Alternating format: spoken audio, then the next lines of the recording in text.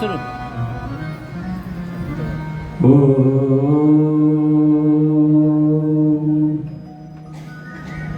लंबोदरं परमसुन्दरमेकदन्तं रक्ताम्बरं त्रिनयनं परमं पवित्रम् उद्यत्तिवाकरकरोज्ज्वलकायकान्तम् विघ्नेश्वरं सकलविघ्नहरं नमामि. व्यासाय विष्णुरूपाय व्यासरूपाय विष्णवे नमो वैवांगनिधये वासिष्ठाय नमो नमः. गुरुर्ब्रह्मा गुरुर्विष्णु गुरुर्देवो महेश्वरः. गुरु साक्षात् परब्रह्म तस्मै श्री गुरवे नमः. वंदे देव उमापतिं सुरगुरुं वंदे जगत्कारुणं वंदे पन्नगभूषणमृगधरं वंदे पशूनां पतिं वंदे सूर्यशशाङ्कवह्निनयनं वंदे मुकुन्दप्रियं वंदे भक्तजनाश्रयं च वरदं वंदे शिवं शङ्करम्. रामाय रामभद्राय रामचन्द्राय वेदसे रघुनाथाय नाथाय सीताय पतये नमः. देवराजसेव्यमान्य पावनाग्रिपङ्कजं व्यालयज्ञसूत्रमिन्दुशेखरं कृपाकरम्. नारदादियोगिवृन्दवन्दितं दिगम्बरं काशिकापुरादिनाथ कालभैरवं भजे. अतुलितवरदामं स्वर्णशैलावदेहं धनुजोनिकृशानु ज्ञानिनामग्रगण्यं सकलगुणनिधानं वानराणां वदीशं रघुपतिप्रियभगतं वातजातं नमामि. रघुपतिप्रियभगतं वातजातं नमामि. परम मंगल में परात्पर जीवेश्वर कारण करना वर्णालय भक्तवांछा कल्पतरु भगवान भूत भावन भोलेनाथ लोकनाथ के पवित्र श्रावण मास में उनकी ही वांगमयी प्रतिमूर्ति श्री श्री महापुराण कथा श्रवण करने हेतु आए हुए दूर और नजदीक से आप सभी से भक्तों के हृदय में विराजित भगवान भोलेनाथ की उस शक्ति जिसकी सद प्रेरणा से आप सभी पुनः यहाँ पर एकत्रित हुए हैं. बहुत आदर के साथ वंदन और नमन करते हुए ये नित्य की भांति हम कथा में प्रवेश करें उससे पूर्व रुद्राष्टक का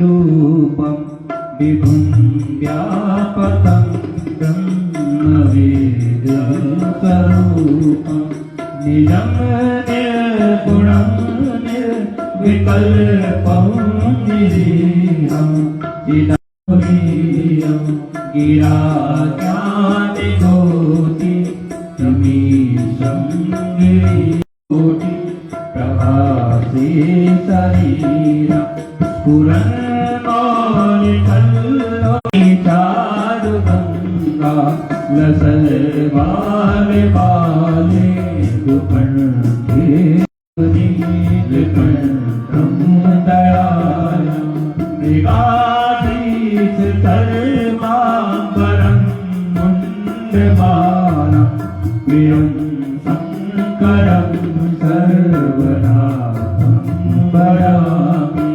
प्रचण्डखण्डं नरं पादकोटिप्रपातं त्रयाशूलनिर्मूलनं शूलपाणि भजेहं भवानी पति पावगम्या कलातीत कल्याण कल्पान्तकारी सदा सच्चिदानंद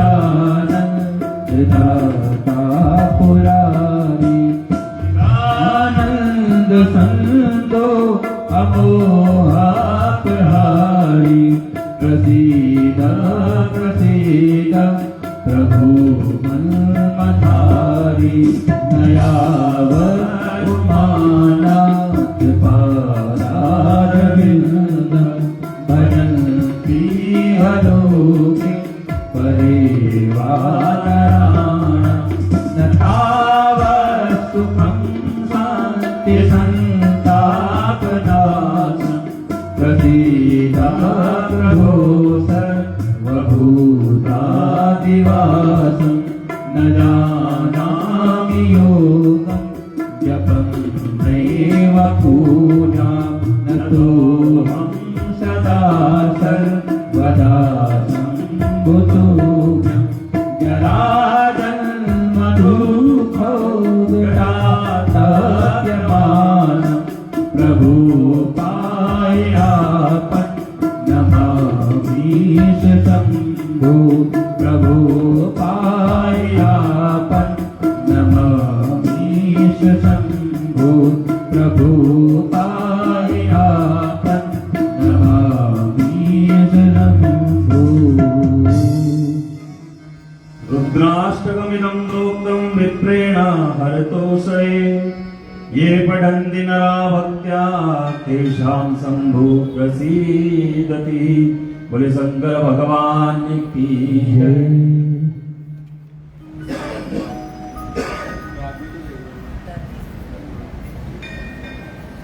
कल सायंकाल की कथा में हमने ताड़कासुर के 3 पुत्रों ताड़काक्ष, विद्युन्माली और कमलाक्ष, उन तीनों के अंत की कथा और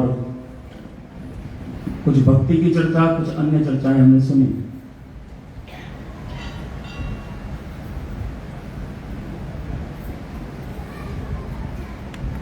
लिखा हरि अनंत, हरि कथा अनंता।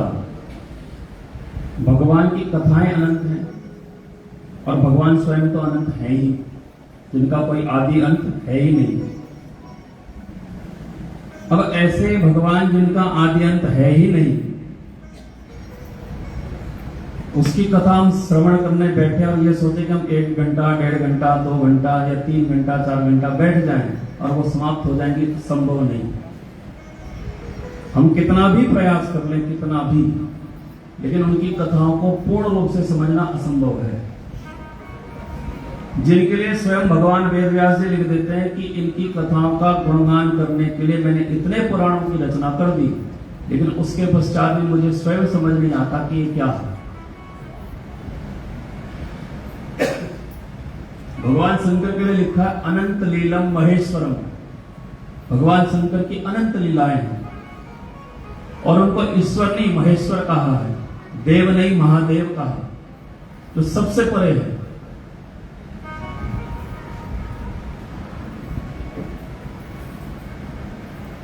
शंखचूड़ की कथा जलंधर की कथा के पश्चात आती है और लगभग जलंधर से मिलती जुलती कथा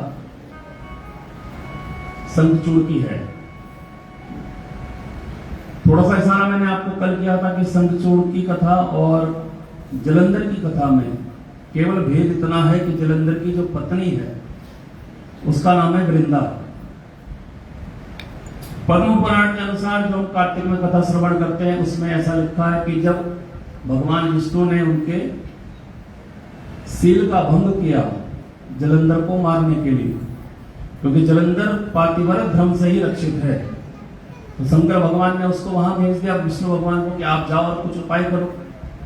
तो उन्होंने जाकर के अपनी माया रची और वृंदा का सील भंग हुआ, तो जलंधर युद्ध भूमि में मर गया। जलंधर की मृत्यु को दिखाया भगवान विष्णु ने अपनी माया के द्वारा वृंदा को। वास्तविकता में जलंधर की अभी मृत्यु हुई नहीं, क्योंकि जलंधर ने अपनी माया के द्वारा रचित करके भगवान शंकर को मोह पास में डाल रखा और नृत्य कर रहे हैं।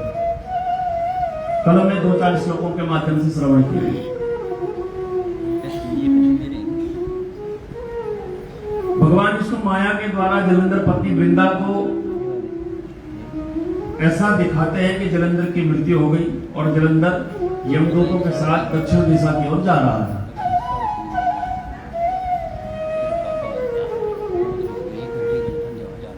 पद्म पुराण के हिसाब से वृंदा अचेत अवस्था में आ जाती है, ऐसा देख करके कि पति की मृत्यु हो गई। मुनि वेशधारी भगवान विष्णु अपने कमंडल से कुछ जल उसके ऊपर छिड़कते हैं, वो कुछ होश में आती है तो कहते हैं विष्णु स्वरूपी जो मुनि हैं उन मुनि के गले लिपट करके रोने लगती है और फिर भगवान विष्णु अपनी माया के द्वारा उसका सिर भंग इत्यादि करते हैं।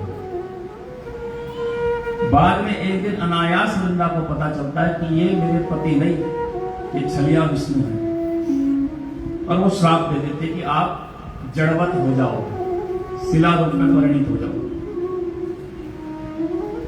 और अपनी देह का त्याग करती है, चिता बना करके उसमें भस्म हो जाती है। इधर ये भस्म हुई तो भगवान विष्णु इसकी चिता की राख में ही लौटने लगते हैं। उधर भगवान शंकर वृंदा के पार्वत धर्म के खंडित होने के पश्चात जलंधर का वध करते हैं और जलंधर के शरीर में से तेज निकल करके, जैसे ब्रह्मा जी ने समुद्र को कहा था ये जहां से प्रकट हुआ है वहीं जाके समाप्त होगा, तो भगवान शंकर के तेज से प्रकट हुआ था तो वापस भगवान शंकर में उसका तेज समा जाता है। इधर वृंदा ने जब अपनी देह का त्याग किया तो देवताओं ने देखा कि वृंदा के शरीर में से जो तेज निकला वो जाकर के पार्वती जी में विलीन हो गया। वास्तव में वृंदा पार्वती जी का ही अंश रूप है और जलंधर भगवान शंकर का ही अंश था, इसलिए दोनों पति पत्नी बने, ये शिव पुराण कहता है।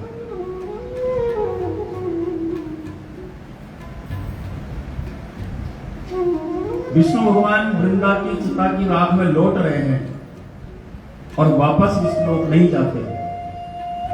देवगण परेशान हो जाते हैं, अगर भगवान विष्णु इसी प्रकार से रहे तो जगत का जो संचालन का कार्य है वो कैसे होगा। सबने भगवान शंकर से प्रार्थना की, शंकर भगवान ने कहा आप पराम्बा का ध्यान करो, इसमें अगर आपकी कोई मदद कर सकता है तो वही कर सकती है।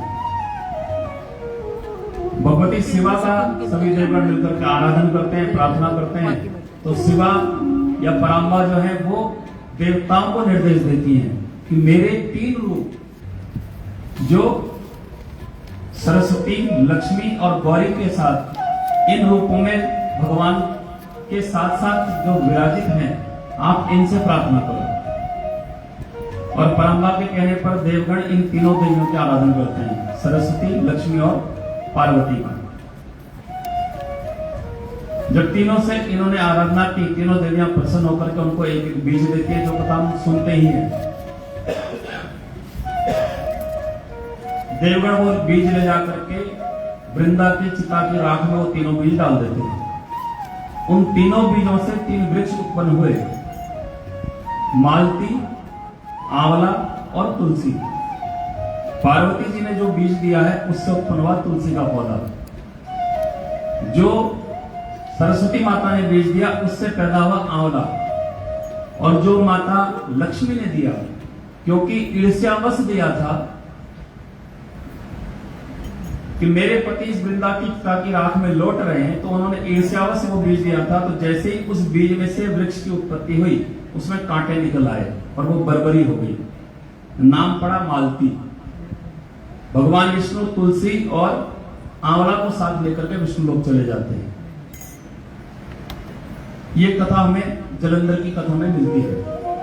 शिव पुराण में यही तक की बात की गई है और कोई बात इसमें जलंधर की कथा में नहीं आती। पद्म पुराण में हम पढ़ते तो पद्म पुराण ये कहता है कि इसीलिए भगवान विष्णु को तुलसी चढ़ती है और तुलसी उनको अति प्रिय है। अब इसके 2 कारण हो सकते हैं कि वृंदा की चिता की राख में लौट रहे भगवान विष्णु को जब पार्वती जी के द्वारा दिया गया जो बीज है जिससे तुलसी उत्पन्न हुई, उसने मातृभाव से देखा, ऐसा लिखा है। क्यों? क्योंकि भगवान विष्णु शंकर भगवान को अपना आराध्य मानते हैं, तो पराम्बा पार्वती भी उनकी आराधिका है, तो उनको भी अपना आराध्य समझ करके, आराध्य की पत्नी को क्या हुई? माता के समान, तो उन्होंने मातृभाव से विष्णु भगवान की ओर देखा और विष्णु भगवान को अति प्रिय हो गई। ये जलंधर की कथा कहती है। लेकिन शिव पुराण में इससे आगे एक कथा और आती है, शंखचूड़ की कथा। ये शंखचूड़ कौन है?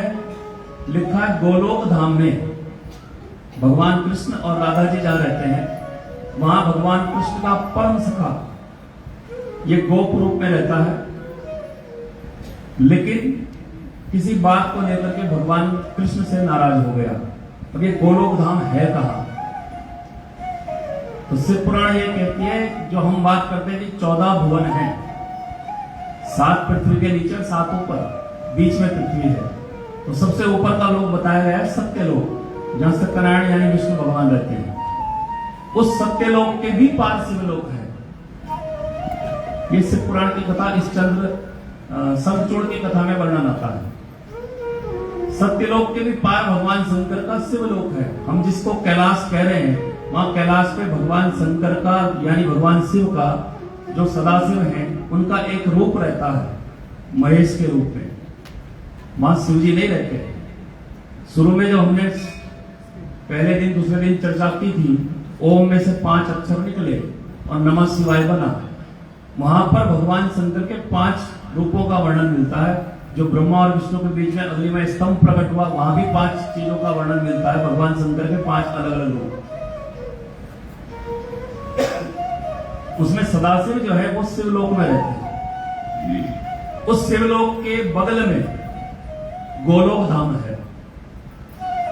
और भगवान शिव की जितनी गायें हैं, ध्यान से श्रवण कीजिएगा, शिव पुराण में ऐसा ही लिखा।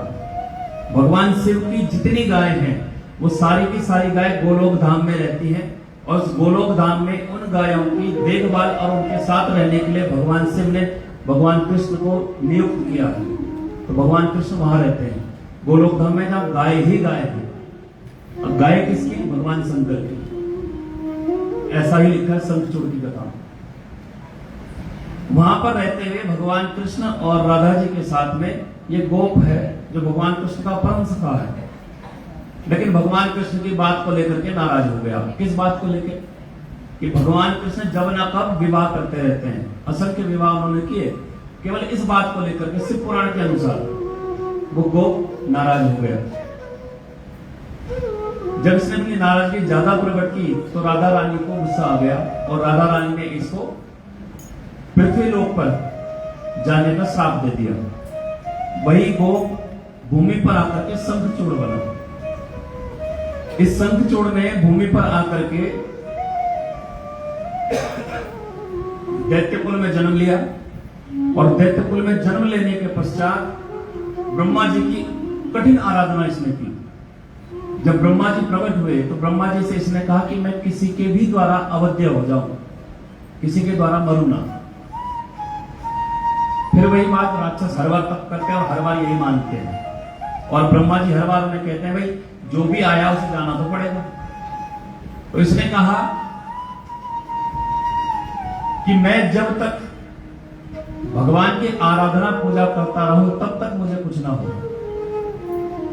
जब कभी मैं कुछ गलत कार्य करूं, जो कार्य नहीं करना चाहिए, ऐसे किसी कार्य में मैं हाथ डालूं तो मेरी मृत्यु निकट हो सकती है। तो ब्रह्मा जी आशीर्वाद देके चले जाते हैं। लेकिन आशीर्वाद देते देते इसकी तपस्या से प्रसन्न होकर के ब्रह्मा जी इसको नारायण कवच देते हैं। अब जो नारायण कवच धारण कर लेगा उसे कौन मारे? इसने मन में धारण कर लिया कि मुझे नारायण कवच जो मिला है, इसके द्वारा अब तो मैं पूर्ण रूप से रक्षित हूं, मेरी मृत्यु अब हो तो सकती नहीं। लेकिन चलते चलते ब्रह्मा जी इसको आदेश दे गए, तुम बद्रिकाश्रम चले जाओ। बद्रिकाश्रम में तुलसी नाम की कन्या तपस्या कर रही है, तुम वहां पर जाओ और उसके साथ गांधर्व रीति से विवाह कर लो, वो तुम्हारी पत्नी बनेगी। ब्रह्मा जी कहकर के चले जाते हैं और ये शंखचूड़ ब्रह्मा जी के आदेश के अनुसार बद्रिकाश्रम गए। वहां पर उन्होंने एक कन्या को देखा जो भगवान की तपस्या कर रही है। और शिव पुराण में काफी लंबा चौड़ा इनके आपस में बातचीत का वर्णन मिलता है। जो वो तुलसी नाम की कन्या है वो शंखचूड़ को मना कर देती है विवाह के लिए। फिर ये कहता है कि जिस प्रकार की आप भगवान के पूजन में संलग्न रहने वाली स्त्री हैं, मैं भी निरंतर भगवान के ही पूजन में संलग्न रहता हूँ। जिस प्रकार से आपने अपने काम, क्रोध, लोभ, मोह को त्याग दिया है, इसी प्रकार से भगवान की तपस्या इतने वर्षों तक करने के कारण मैं भी इन सबसे परे हो गया हूँ। ऐसी कई सारी बातें लिखी हैं और तब तुलसी इनके साथ विवाह करने को तैयार होने ही वाली थी कि ब्रह्मा जी वापस आ जाते हैं। और ब्रह्मा जी यही बात कहते हैं, देर क्यों कर रहे हो, शीघ्र विवाह करो। तो ब्रह्मा जी ही इनका विवाह करा देते हैं। वहां पर ब्रह्मा जी के द्वारा विवाह होने के पश्चात ये शंखचूड़ तुलसी को लेकर के अपने राज्य वापस आ जाता है। कुछ समय के पश्चात इसके पिता की जब मृत्यु हो गई तो ये राज्य अभिषेक इसका हुआ और राजा बन गया। राजा बनने के पश्चात अपने मंत्रियों के कहने पर, प्रजाजनों के कहने पर इसने स्वर्ग पे आक्रमण कर दिया।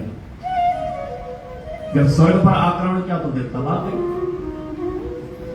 और पुराण की हर कथा यही कहती है, जब जब दैत्यों ने स्वर्ग पे आक्रमण किया, इंद्रादि देवता स्वर्ग छोड़ के पलायन कर जाते हैं। अब ये स्वयं स्वर्ग का राजा इंद्र की तरह बन करके बैठ गया और इंद्र बन करके बैठ करके इसने राजपाट जो चलाया है। शिव पुराण में इसके राजपाट का बहुत लंबा चौड़ा वर्णन है, 7-8 पेज के अंदर लिखा है। और ऐसा लिखा कि इसके राज्य में कभी कोई दुखी नहीं हुआ, कोई बीमार नहीं हुआ, किसी प्रकार का कोई झगड़ा नहीं। पृथ्वी पर हल जोतने की आवश्यकता नहीं होती, पृथ्वी अन्न उत्पन्न कर देती थी। ऐसा सुंदर राज्य शंखचूड़ ने चलाया। शंखचूड़ के द्वारा इतना सुंदर राज्य चलने के पश्चात जब इसके राज्य में कोई किसी प्रकार से दुखी नहीं है, लेकिन दुखी है तो कौन, वो देवता जो स्वर्ग छोड़ करके चले गए। ब्रह्मा जी से सबने प्रार्थना की। ब्रह्मा जी ने कह दिया, मैंने तो उनको आशीर्वाद दिया, मैं कुछ नहीं कर सकता। और जब विष्णु भगवान के पास गए तो विष्णु भगवान ने कहा कि ब्रह्मा जी ने ही उसको नारायण कवच पहनाया है।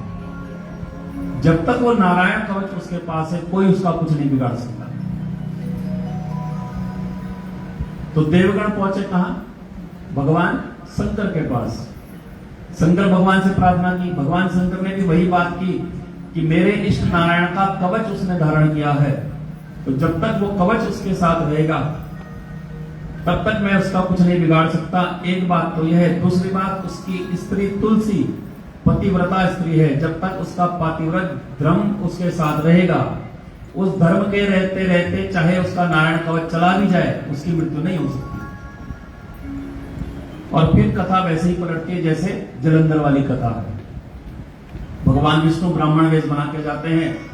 किसी तरह से उन्होंने पहले नारायण कवच लिया, उसके पश्चात शंखचूड़ को युद्ध करने के लिए भगवान शंकर के साथ जाता है और भगवान विष्णु शंखचूड़ के पत्नी तुलसी का शील भंग कर देते हैं। जब ये सब हो गया तो तुलसी ने भी उसी प्रकार से चिता बना करके अपने शरीर का आत्मदाह करना चाहा, लेकिन भगवान शंकर आकर के रोक देते हैं। शंखचूड़ की तो मृत्यु हो जाती है, लेकिन भगवान शंकर कहते हैं कि भगवान विष्णु ने तुमको श्राप दिया है, तुम्हारा शील भंग किया, तो तुम्हारे श्राप के कारण ये भगवान विष्णु शिला रूप में जाकर के शिला के रूप में परिवर्तित हो जाएंगे और गंडकी नदी के रूप में तुम बहोगी। यहाँ पर शंखचूड़ की पत्नी तुलसी का नाम गंडकी दिया है, जो हम जलंधर की कथा में पढ़ते हैं, वृंदा गंडकी बनी। लेकिन शिव पुराण में ऐसा लिखा है कि शंखचूड़ की पत्नी तुलसी ने ही गंडकी का रूप धारण किया। भगवान शंकर के कहने पर तुम्हारे भीतर से निकली हुई शिलाओं को तुम्हारे ही किनारे पर रहने वाले कीड़े मकोड़े खाया करेंगे और उसमें भगवान के चिन्ह बनाएंगे। आपने देखे होंगे जो शालिग्राम होते हैं, यदि उन्हें तोड़ा जाए तो अंदर चक्र बने हुए होते हैं और उन चक्रों के अनुसार ही उनके नाम अलग अलग होते हैं। शालिग्राम की शिला की एक खासियत है कि कभी भी खंडित नहीं मानी जाती है।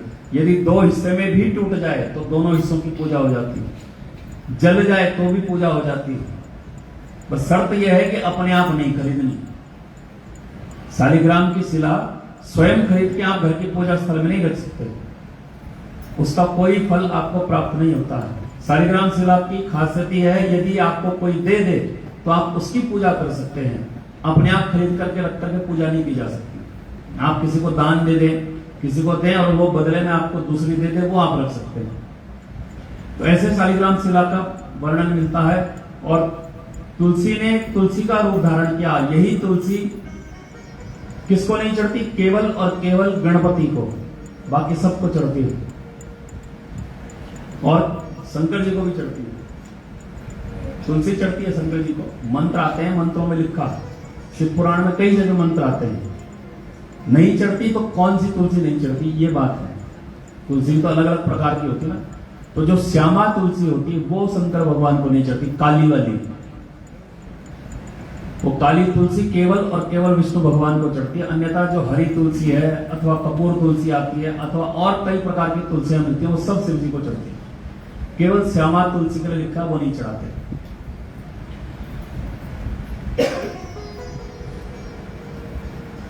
इस प्रकार से शंखचूड़ और तुलसी शंखचूड़ तुलसी की कथा का वर्णन हमें मिलता है। भगवान के कई स्वरूपों की कथा इसमें हमें प्राप्त होती है। भगवान का एक स्वरूप है जिसका नाम है अर्धनारीश्वर। यह अर्धनारीश्वर स्वरूप कब प्रकट हुआ? भगवान शिव ने ब्रह्मा विष्णु को उत्पन्न किया, जैसे हमने पहले दिन की कथा में, दूसरे दिन की कथा में श्रवण किया। दोनों के मध्य अग्नि स्तंभ प्रकट हुआ, दोनों उसका आदि अंत ढूंढने जाते हैं और उसके पश्चात ब्रह्मा जी झूठ बोलते हैं, एक सिर कट गया। फिर ब्रह्मा जी को भगवान शिव ने निर्माण का कार्य दिया कि आप निर्माण करो। विष्णु भगवान को कहा आप पालन पोषण करो, और जब सृष्टि के अंत का समय आएगा तो मैं इसका संहार करूंगा रुद्र रूप में आकर के। क्योंकि भगवान शंकर का जो शिव रूप है वो संहार नहीं करता। शिव का अर्थ होता है कल्याण। तो शिव जी के, देखिए किसी भी देवी देवता की ना जब हम पूजा करते हैं तो पूजा करने के लिए नियम बताए गए हैं, आपको कौन से स्वरूप की पूजा करनी है। काली की पूजा कई लोग करते हैं तो सब नहीं करते हैं। काली की पूजा सब थोड़ी करते हैं। हाँ, उनके सौम्य रूप की पूजा की जा सकती है, लेकिन जो उनका प्रचंड रूप है उसकी पूजा सब थोड़ी करते हैं। ज्यादातर तांत्रिक लोग करते हैं। ऐसे भैरव जी के सौम्य स्वरूप की पूजा सब जगह होती है, लेकिन भैरव जी का जो विकराल रूप है उसकी पूजा कोई नहीं करता। ऐसे भगवान शंकर का जो रूप है, जो शिव रूप है, उसकी पूजा करने से हमारा कल्याण होता है। शंकर जो स्वरूप है उनका, यदि हम शंकर शंकर शंकर शंकर बोलेंगे तो क्या करेगा वो? बोले सम करोति कि शंकरा, जो हमारे जीवन में आने वाले प्रत्येक प्रकार के दुखों का समन कर देता है, वो शंकर है। अपना कल्याण यदि हम चाहते हैं तो शिव रूप की पूजा करें। किसी तरह के कोई दुख जीवन में चल रहे हैं, उनको दूर करना चाहते हैं तो शंकर रूप में पूजा करें। पिंडी वही है, नाम बदल गए। ऐसे ही प्रत्येक देवी देवता के इसलिए हमें सहस्त्र नाम मिलते हैं। दुर्गा सहस्त्र नाम, शिव सहस्त्र नाम, विष्णु सहस्त्र नाम। हमने पीछे कथा श्रवण की थी, विष्णु भगवान बेलपत्री के द्वारा और शिव जी तुलसी के द्वारा उनकी पूजा करते हैं। तो ऐसे ही भगवान शंकर ने ब्रह्मा जी को कार्य दिया निर्माण करने का। अब ब्रह्मा जी जब निर्माण करने बैठे तो वो निर्माण करें तो ये तो पुरुष ही पुरुष प्रकट हो रहे हैं अथवा स्त्री ही स्त्री प्रकट हो रही है, और जो प्रकट भी हो रहे हैं उनका कोई आपसी तालमेल बन नहीं रहा है। और जब आपसी तालमेल बन नहीं रहा तो सृष्टि आगे बढ़ी नहीं गई। हर बार ब्रह्मा जी को नया मानव पैदा करना पड़ रहा है, कभी मन के द्वारा, कभी किसी और प्रकार से, कभी नेत्रों के बीच में से प्रकट हो रहा है। तो अंत में भगवान ब्रह्मा ने विचार कर लिया कि मेरे बस की बात नहीं है सृष्टि करना, और उन्होंने भगवान शंकर की आराधना की। हजारों वर्षों तक ब्रह्मा जी शिव आराधन करते रहे, और जब भगवान शिव उनकी तपस्या से प्रसन्न हुए तो उनके सम्मुख प्रकट हुए अद्भुत वेश में। अर्धनारीश्वर रूप में भगवान शिव भगवान ब्रह्मा के सामने प्रकट हो गए। अब दर्शन करिए आप, भगवान अर्धनारीश्वर का दाहिना हिस्सा तो शिव जी का है पुरुष का, और बायां हिस्सा मां पार्वती का है स्त्री रूप में। एक तरफ चंद्र ऊपर विराज रहा है, हाथ में त्रिशूल पकड़ा है, तो दूसरी तरफ माता जो बैठी है उनके हाथ में केवल वरद मुद्रा है। एक तरफ बागंबर धारण किया है, एक तरफ साड़ी पहनी है। एक तरफ गले में मुंड माला है तो दूसरी तरफ गले में रत्नों की माला पड़ी है। उस अद्भुत स्वरूप को देख करके ब्रह्मा जी चकित हो गए। और सबसे ज्यादा चकित है क्या देख करके? नेत्र। नेत्र कितने हैं इस स्वरूप के? कोई बता सकता है कितने नेत्र होंगे? आधे शिव और आधे पार्वती हो तो नेत्र कितने होंगे?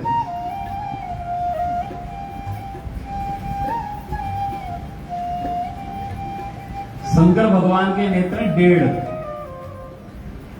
आधा ही स्वरूप है ना। पार्वती जी का 1, कितने हुए? 2.5, 3 पूरे नहीं है, केवल 2.5। शिव जी के आधा ही हिस्सा तो है, पूरा तो है नहीं, तो आधा नेत्र दिखाई दे रहा है। इधर इधर का माथा मां पार्वती का है, तो उधर नेत्र है ही नहीं।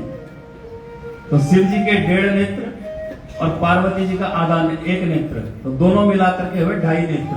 तो अर्धनारीश्वर जो स्वरूप है भगवान शिव पार्वती का, उसमें 2.5 नेत्र हैं, 3 नहीं है।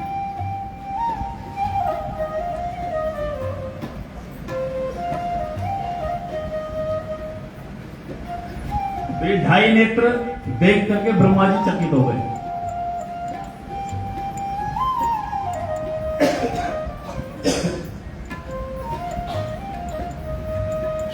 आदि गुरु शंकराचार्य जी महाराज जिनको कहा जाता था कि उन्होंने ही विभिन्न स्तोत्र लिखे हैं जिनको हम अक्सर पढ़ा करते हैं। बहुत कम उम्र में उनका भगवान के नाम पलायन हो गया था, लेकिन आदि गुरु शंकराचार्य जी ने कई स्तोत्र लिखे हैं। उनमें एक स्तोत्र है अर्धनारी नटेश्वर स्तोत्र। 8 मंत्र हैं उसके अंदर। उन 8 मंत्रों को जो कोई भी मनुष्य रोज पढ़ता है उसको सारी कामनाओं की प्राप्ति हो जाती है। जो चाहता है वो मिल जाता है उससे। क्यों? क्योंकि उसमें शिव और पार्वती दोनों के स्वरूपों का वर्णन है। प्रत्येक श्लोक में दोनों के रूपों का वर्णन मिलता है।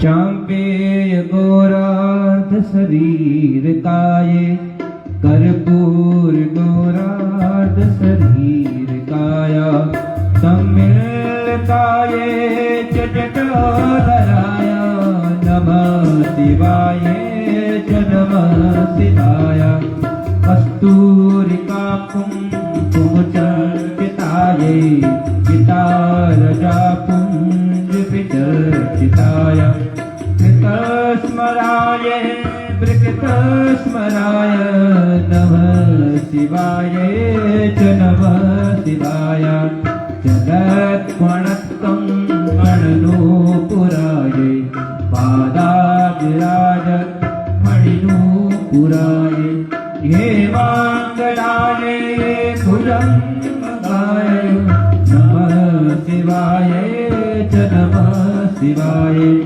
विकालनीलो पदलोचनाय, विकासिपङ्के रुहलोचनाय, समेक्षणाय विसमेक्षणाय, नमः शिवाय च नमः शिवाय, मन्दारमाला कलितालकाय, कपालमाला कृतकन्धराय, दिव्यांबराय च दिगंबराय, नमः शिवाय च नमः शिवाय, भूधरश्याम पदकुन्तलाय, तडित्प्रभाताम्रजटाधराय, नीरीश्वराय निखिलेश्वराय, नमः शिवाय च नमः शिवाय, प्रपंच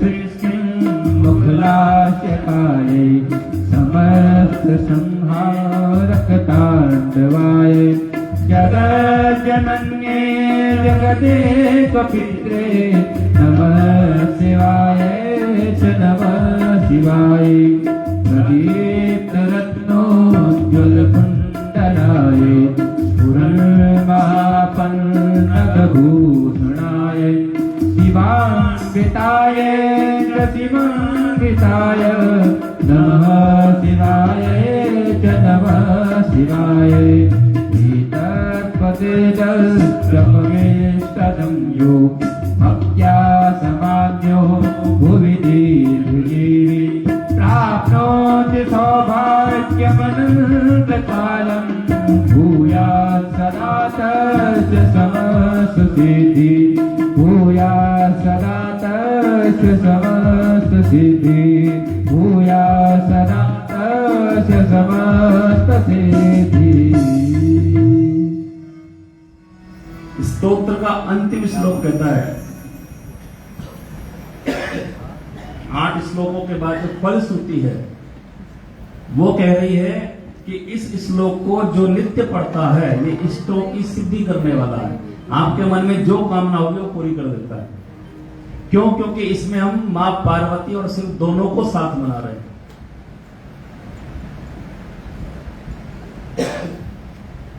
किसी भी परिवार में एक जनरल सी बात है, किसी भी परिवार में आप विचार करो माता और पिता का क्या रोल होता है।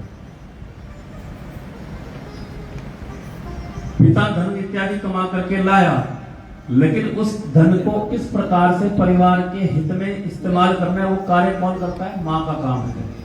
सही ढंग से कहाँ क्या लगाना है, बच्चों को कैसे संभालना है, उस धन का सदुपयोग कैसे होगा, वो काम मां का है। इसीलिए उसको अन्नपूर्णा भी कहते हैं। घर में आपके खाने को कुछ ना हो, किसी दिन घर में कुछ भी खाने को ना हो, तो भी मां को पता होता है कि घर में शाम को रोटी कैसे बनानी है और किस प्रकार से बच्चों को, परिवार के बाकी लोगों को संतुष्ट करना है, किस तरीके से करना है। कुछ ना होते हुए भी वो मां का कार्य है। और पिता का कार्य क्या है? बाहर का कार्य। सब कुछ जीवन को दांव पे लगा करके, जो जोड़ करके, इकट्ठा करके अपने परिवार को चलाने के लिए प्रातःकाल उठ करके रात्रि शयन करने तक निरंतर प्रयास रहता है, वो है पिता।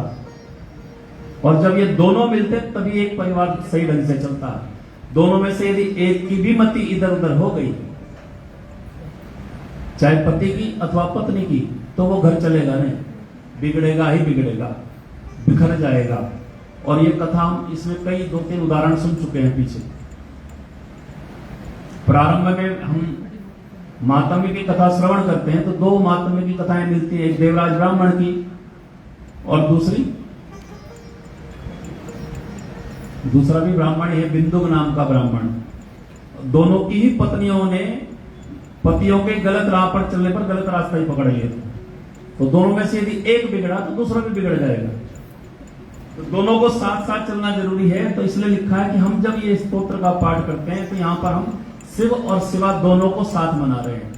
आप इस स्तोत्र को यदि पढ़ेंगे तो पढ़ने पे आपको समझ में आएगा कि प्रत्येक पंक्ति में भगवान के स्वरूप का वर्णन है। एक पंक्ति का आधा हिस्सा शिव जी का वर्णन कर रहा है, उसी का दूसरा हिस्सा पार्वती जी का वर्णन कर रहा है। और प्रत्येक श्लोक के अंत में लिखा है नमः शिवाय च नमः शिवाय। हम ऐसी मां पराम्बा को और साथ में शिव को प्रणाम करते हैं। ये समस्त प्रकार की सिद्धियां देने वाला स्तोत्र है और बहुत बड़ा भी नहीं है, आराम से पढ़ा जा सकता है। रुद्राष्टक 8 श्लोक, ये भी 8 श्लोक, उतना ही बड़ा है और ज्यादा कठिन भी नहीं है। जैसे मैं नमामि समीसान याद हो गया, अगर कुछ दिन आप इसको पढ़ेंगे तो ये भी याद हो जाएगा। बहुत ज्यादा टफ नहीं है। आदि गुरु शंकराचार्य जी महाराज की हमारे लिए बहुत बड़ी वो है सौगात है। उन्होंने कुछ ही स्तोत्र लिखे, लेकिन जितने भी लिखे हैं सब अद्भुत हैं, क्योंकि उनको कहा जाता था स्वयं शिव के ही अवतार थे।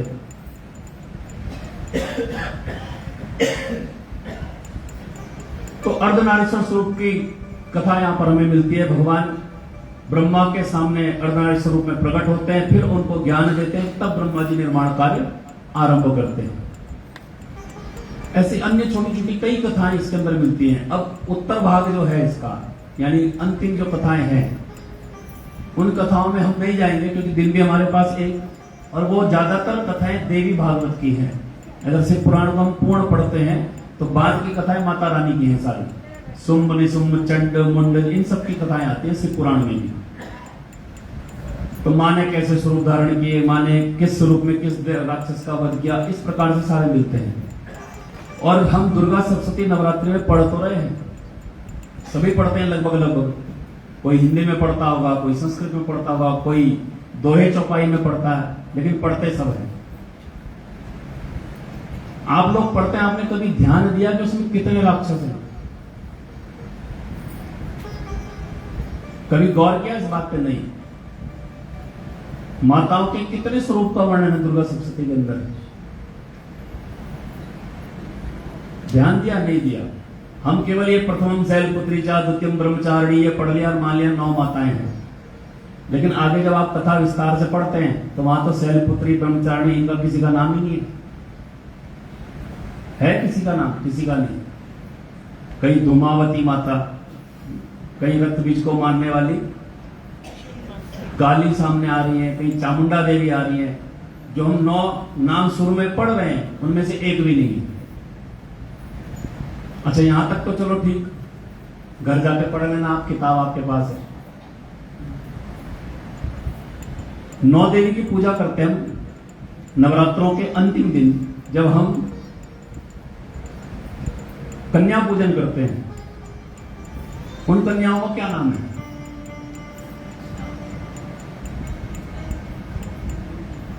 उन कन्याओं के भी तो कुछ नाम दिए गए होंगे, उसको भी हम वही मान रहे हैं, शैलपुत्री ब्रह्मचारिणी, और पूजा कर रहे हैं।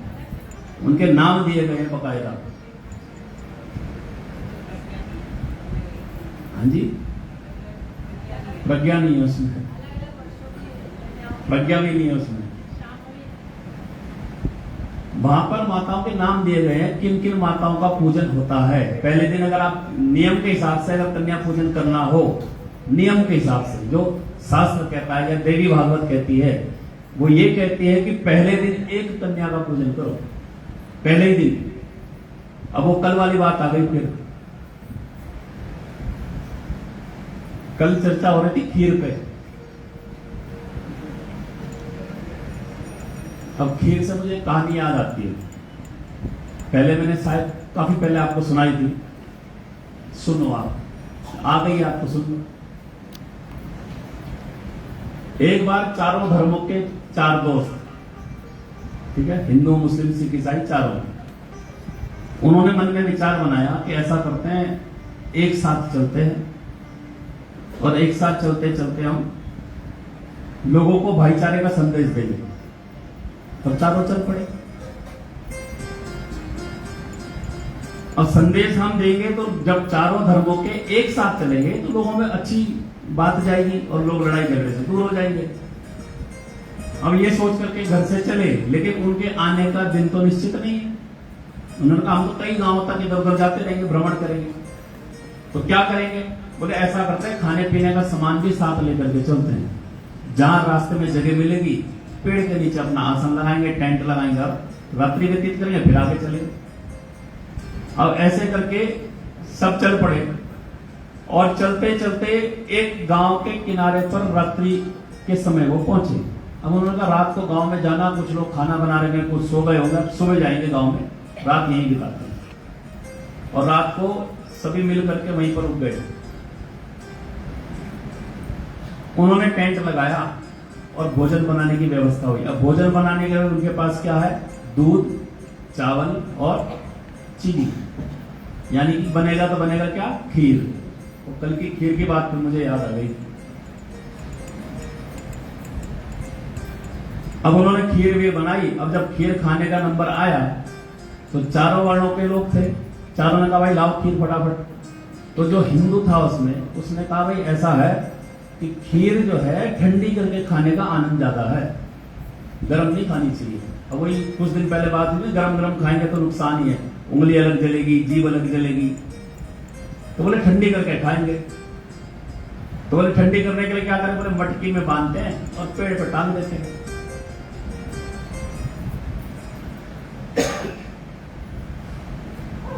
तो बोले पता कैसे चलेगा ठंडी हो गई? बोले ऐसा करता है कि सो जाते हैं, पानी पीते हैं, सो जाते हैं, सुबह तक तो ठंडी हो ही जाएगी। सुबह जब गांव में प्रवेश करेंगे उससे पहले खाएंगे। और चारों ने मिलकर के वो खीर मटके में रखी और पेड़ के ऊपर टांग दी और चारों शयन करने लेट गए, थोड़ा थोड़ा पानी पिया। अब वो चारों में से जो हिंदू है वो बेचारा परेशान हो रहा है, पेट कुलबुलाहट हो रही है, भूख लग रही है, सुबह से चले हुए। अब बहुत देर जब व्यतीत हो गई, उससे नहीं रहा गया, उसने देखा तीनों सो गए गहरी निद्रा में। पेड़ के ऊपर चढ़ा, सारी खीर खाई, मटकी वहीं टांगी और सो गया। सारी खीर खा के सो गया वो। अब जब सारी खीर खा के सो गया तो जिसका पेट भरा हुआ, नींद भी बढ़िया आ रही। सुबह हुई, सुबह उठते ही साथ जो सरदार जी थे, सरदार जी ने बोला, अरे वाह, आज तो बड़ी अच्छी नींद आई और वाहेगुरु जी की बड़ी कृपा है।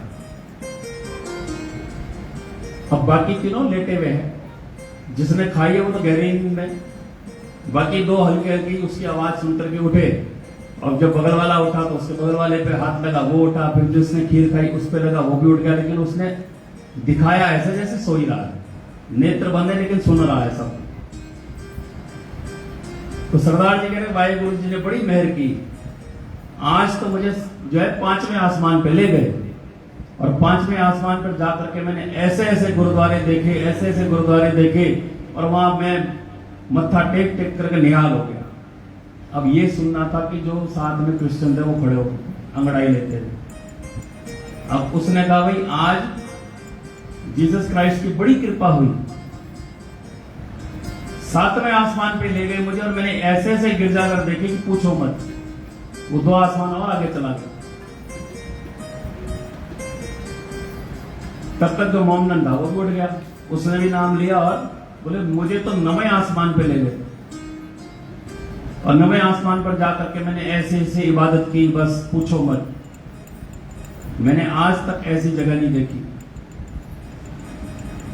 अब वो जो खा पी करके लेटा है लास्ट में सबसे, वो उठा, उसने भी जोर से अंगड़ाई ली, भगवान तेरा लाख लाख शुक्र है। ये नहीं बोला कि कहां ले गए।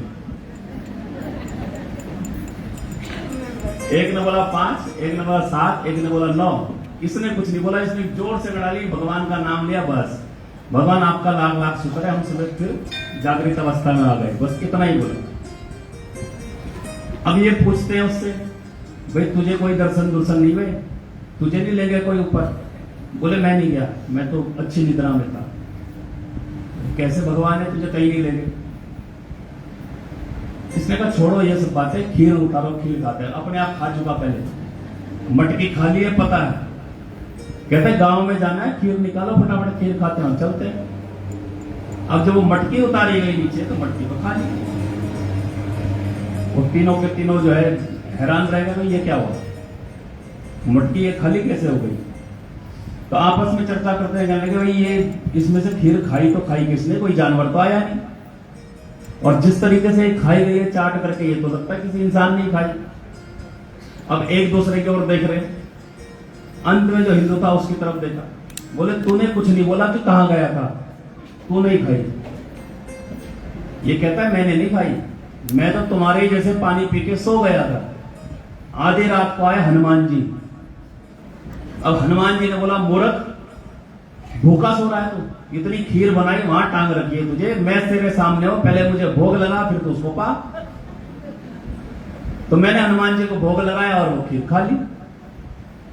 थोड़ा मैं तुम्हारे लिए बचा रहा था, हनुमान जी ने मुझे गदा दिखाई, बोले सारी खा, झूठी खिलाई रहेंगे, तो मैं सारी खा गया। तो उन्होंने बोला जब हनुमान जी आए थे तो तूने हमें क्यों नहीं उठाया, हमें भी उनके दर्शन करा था। बोले मैंने ढूंढा तो सबको, लेकिन कोई 5वें पे था, कोई 7वें पे, कोई 9वें पे, यहां कोई था ही नहीं।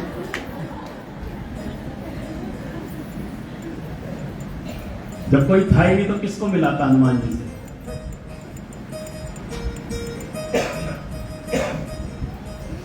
तो भगवान को जो भोग इत्यादि हम लगा रहे हैं वो केवल और केवल कैसे लगते हैं, भाव के वशीभूत होकर के। भोग में ये निश्चित नहीं है ना आप किस चीज का भोग लगाएंगे, क्योंकि हम मान के तो ये बैठे हैं कि भगवान को मीठा ही खिलाना है, पर ऐसा लिखा थोड़ी है। अब आप सोचो जब ठाकुर जी को 56 भोग लग रहे हैं तो 56 भोगों में सब मीठा ही थोड़ी होगा। और इसीलिए मंत्र कहता है खट्टा मीठा चरपरा जिह्वा सब रस ले। और जब हम वैसे मंत्र पढ़ते हैं तो लिखा अन्नम चतुर्विधम स्वादु रसई षड्भी समन्वितम, 6 प्रकार के रस भगवान को खिलाओ। 6 प्रकार के क्या, खट्टा भी, अब उसमें चाहे इमली खिलाओ, चाहे आप जो है अचार खिलाओ, चाहे कुछ भी खिलाओ, खट्टा होना चाहिए, मीठा भी होना चाहिए, तीखा भी होना चाहिए, तीखा भी होना चाहिए और कसेला भी होना चाहिए। कसेला समझते हैं आप? चकुंदर, वो कसेला होता है जिससे मुंह का टेस्ट कुछ बिगड़ जाए। और कड़वे में करेला है आपके पास, करेले का भोग नहीं लगाते बहुत सारे लोग भगवान को कि खिलाना कड़वा है, ऐसा नहीं लिखा वहां, तो मंत्र कह रहा है कि 6 के 6 खिलाओ। अच्छा, एक बात जनरली आती है बीच में कि हम भगवान को 3 अलग अलग नाम से पुकारते हैं। ब्रह्म, एक नाम हो गया ब्रह्म, एक है परमात्मा और एक है भगवान। तीनों एक ही है क्या? तीनों में अंतर है और जबरदस्त अंतर है।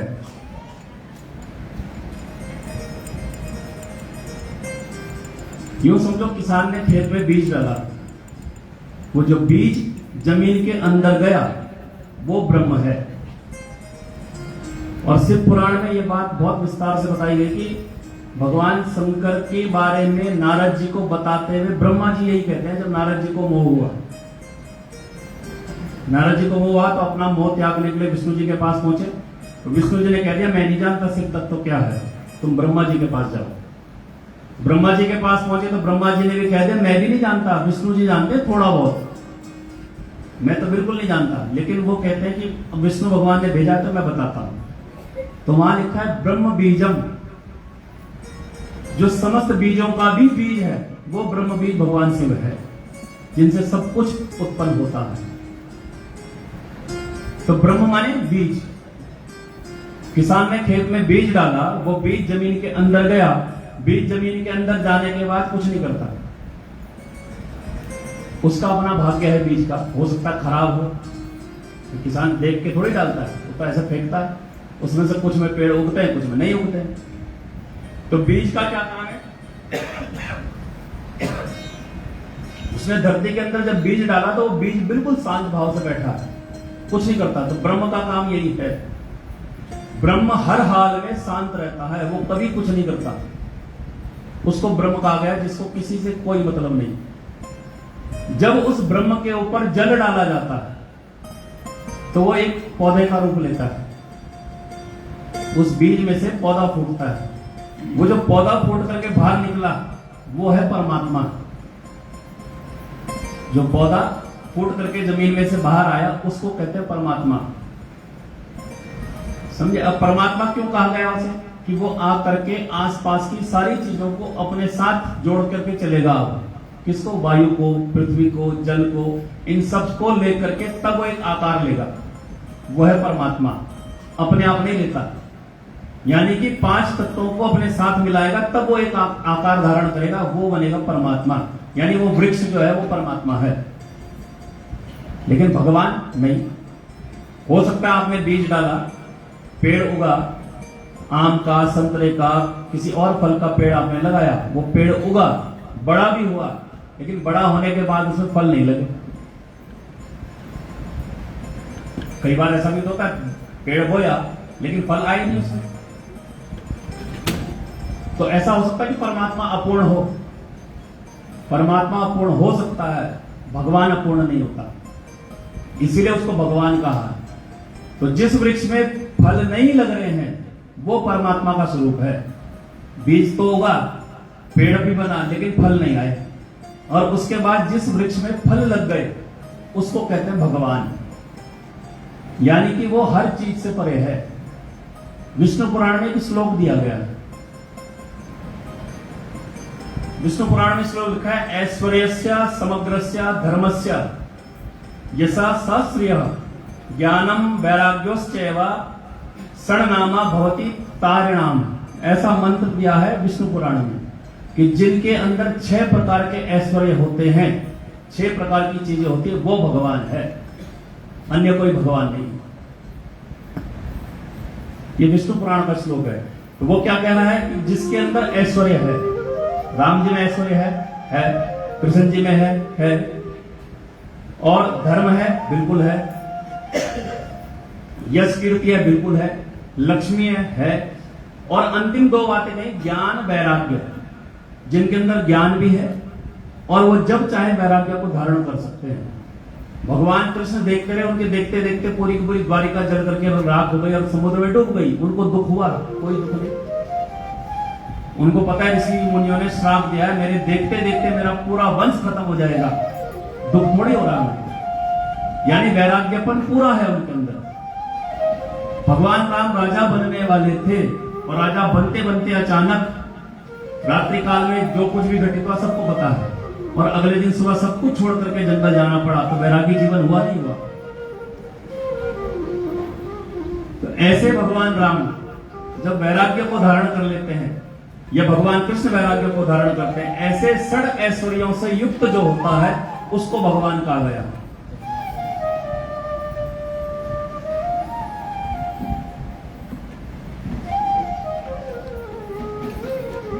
तो जिनके अंदर 6 प्रकार के ऐश्वर्य दिखाई देते हैं उनको भगवान की संज्ञा दी गई।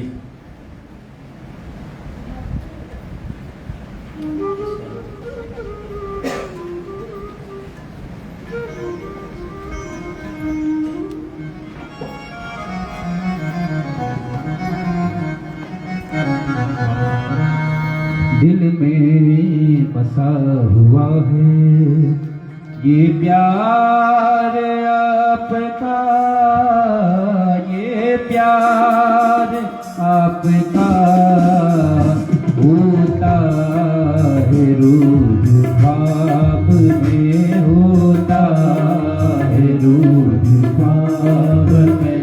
दीदार आपका, दीदार आपका दिल में बसा हुआ है।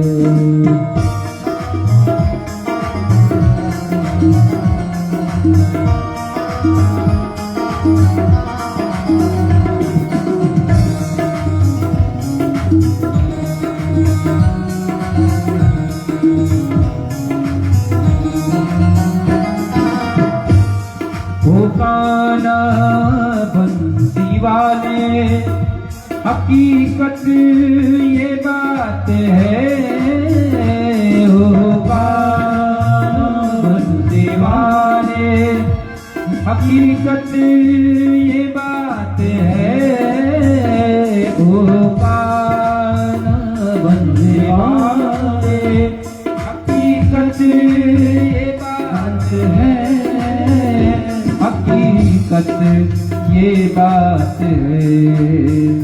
ये जानती आप भी मेरा, ये जानती आप भी मेरा, संसार आपका, संसार आपका दिल में बसा हुआ है, दिल में बसा हुआ है।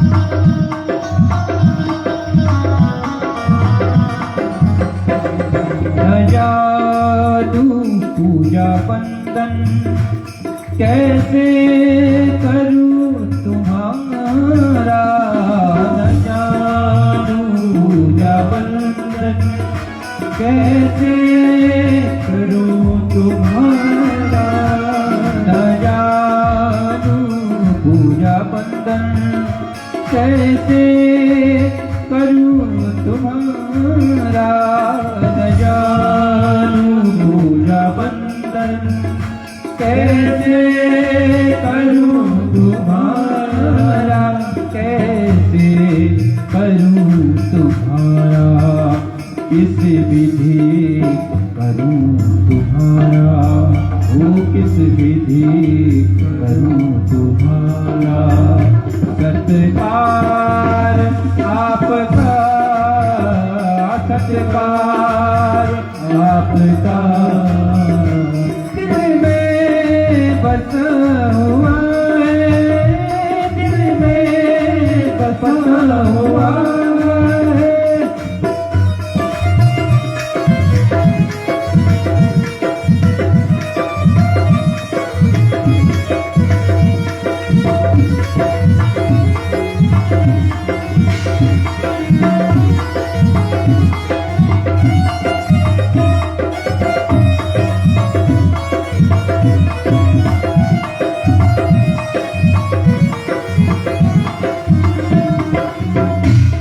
उठती है दिल में जब भी दीदार की तमन्ना, उठती है दिल में जब भी दीदार की तमन्ना, उठती है दिल में जब भी दीदार की तमन्ना, उठती है दिल में जब भी दीदार की तमन्ना, दीदार की तमन्ना, मन में बना है मंदिर, मन में बना है मंदिर, दरबार आपका, दरबार आपका,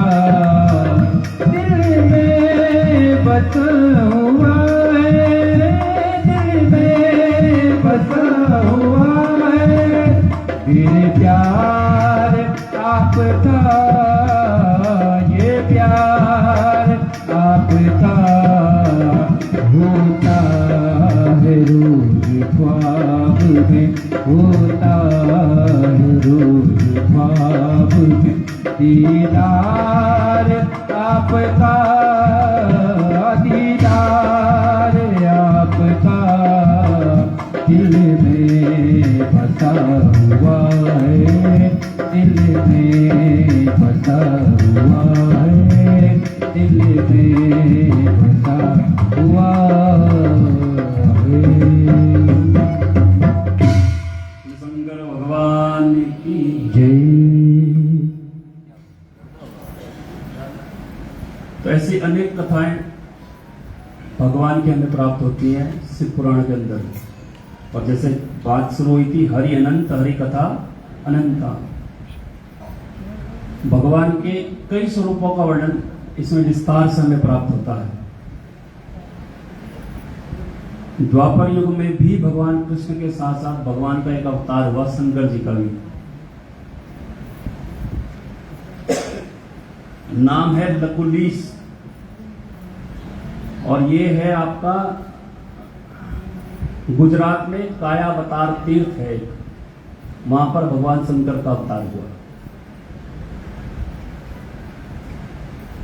और भगवान शंकर इस स्वरूप में हाथ में लकुटी लेकर के चलते हैं, त्रिशूल नहीं है, इसलिए नाम पड़ गया लकुलीस।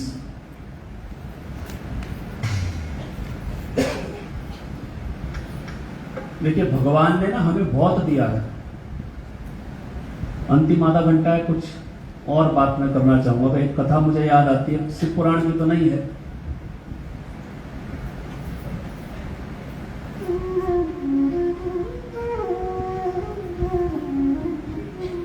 भगवान ने हमें दिया बहुत है, लेकिन हम भगवान का धन्यवाद कम अदा करते हैं, बहुत कम। आप विचार कर सकते हैं, भगवान के बारे में कहा जाता है जो कोई भी धराधाम पर पैदा हुआ है, कोई जीव हो, जंतु हो, मनुष्य हो, पशु हो, पक्षी हो, सुबह उठता भूखे पेट है, लेकिन प्रत्येक व्यक्ति रात को खाना खा के ही सोता है, चाहे वो एक रोटी खाए। हर किसी के पेट की व्यवस्था भगवान ने करी ही करी है, चाहे जैसे भी हो, चाहे भिक्षा से हो, चाहे फिर अपने आप मेहनत से हो। ऐसा कोई व्यक्ति नहीं होता। हाँ, अगर तबीयत वगैरह खराब हो जाए किसी को, ना खाए अलग बात है, अन्यथा जो कोई भी प्रकट हुआ उसकी व्यवस्था भगवान खुद करते हैं।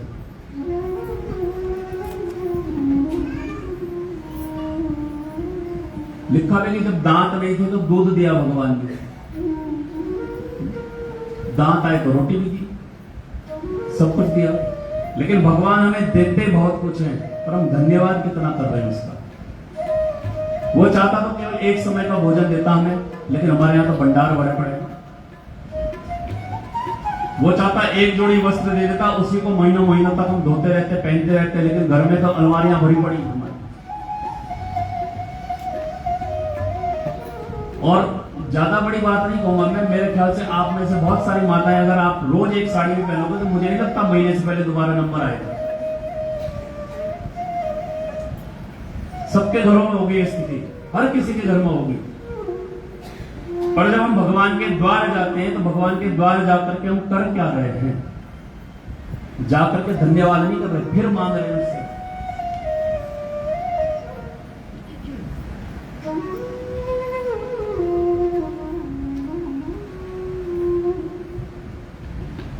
एक कवि कहता है, तेरी मेहरबानी का है बोझ इतना जिसे मैं चुकाने के काबिल नहीं हूं। मैं आ तो गया हूं दर पे तेरे, पर मैं सर झुकाने के काबिल नहीं हूं। अब सोचने वाली बात है कि हम कह रहे हैं, मान थोड़े रहे हैं। भगवान के दरबार जाओ ना, भगवान के दरबार जाके केवल एक बात कहनी चाहिए, केवल एक, सब कुछ छूट जाए, ना छूटे तो तेरा दर ना छूटे। बस मांगना है तो ये मांगे, क्योंकि उसका दर छूट गया तो फिर कुछ नहीं होने वाला। पर हम वही नहीं मांग रहे और सब मांग रहे हैं। भक्तों की बहुत कथाएं हमें मिलती हैं, बहुत अलग अलग पुराणों में, अलग अलग जगह पर बहुत कथाएं हमें प्राप्त होती हैं, लेकिन हम उन कथाओं को पढ़ने के बाद भी समझ नहीं रहे बात कि वो कथा हमें क्या सिखा रही है, क्या कहना चाह रही है। केवल यही प्रार्थना भगवान से करने की आवश्यकता है कि सब छूट जाए पर दर ना छूटे। 2 दिन पहले भी मैं कह रहा था, हंसा करो, हंसाया करो, बाप का घर है, रोज आया जाया करो। लेकिन हो कहां रहा है? सुनने के बाद भी नहीं हो रहा है, समझने के बाद भी नहीं हो रहा है। बहाने हमारे पास बहुत है, बहुत बहाने हैं। आज बारिश हो रही है, आज तबीयत खराब है, आज ये हो गया, आज वो हो गया। नियम बना करके तो देखो। एक बार आपने नियम बना लिया और नियम आपका यदि पक्का है तो मैं दावे के साथ कह सकता हूं, आप अपना नियम तोड़ दोगे पर वो टूटने नहीं देगा। आप बना के देखो, वो न जाने किस रूप में कब सहायता कर देता है। केवल नियम बनाने मात्र की बात है।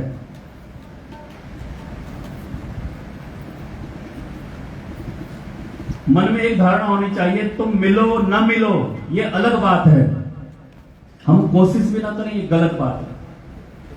हम कोशिश ही नहीं कर रहे। भगवान के मंदिर में जाकर के भगवान आपको ऐसे मिलने वाले थोड़ी कि आपके साथ चल देंगे। वो अपनी कृपा रूपी, प्रसाद रूपी जो अमृत आपके साथ भेजते हैं ना, वही बहुत होता है। तो हमें कोशिश करनी चाहिए बस। तुम मिलो ना मिलो ये अलग बात है, पर हम कोशिश भी ना करें ये बहुत गलत बात है। हम बहाने लगा रहे हैं, आज ये हो गया, आज वो हो गया, आज ऐसा हो गया, और नहीं जा रहे। लेकिन आपने यदि एक बार मन में ठान लिया कि मुझे ये करना है, तो निश्चित मानिए आपका नियम टूट सकता है पर वो टूटने नहीं देगा। एक कथा याद आती है मुझे, राजस्थान की घटना। यानी कुछ दिन पहले भी हमने लगभग उसी से मिलती जुलती एक कथा श्रवण की। राजस्थान में उदयपुर के बाहरी ओर एक जगह है जिसका नाम है नाथ द्वारा।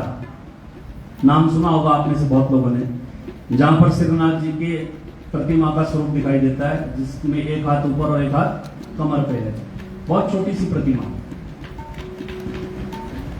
श्रीमद वल्लभाचार्य जी महाराज वहां पर भगवान के उस स्वरूप की सेवा करते हैं। समय आया और वल्लभाचार्य जी ने अपनी देह का त्याग किया।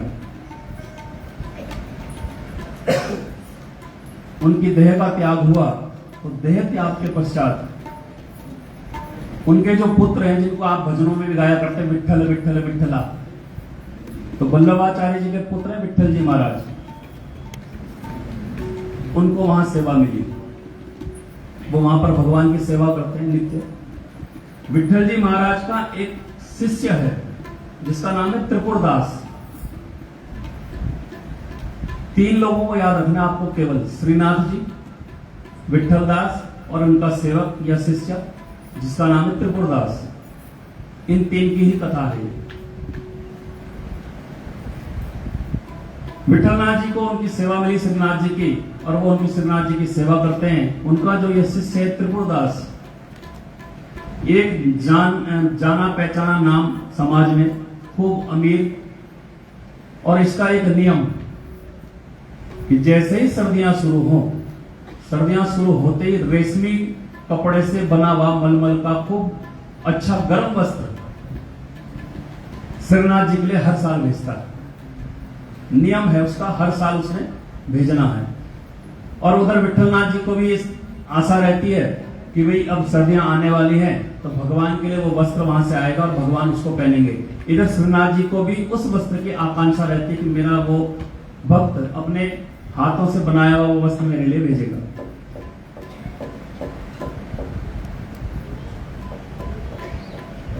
समय बदलते पता नहीं चलता कब किसका अच्छा समय आ जाए, कब किसका बुरा समय आ जाए।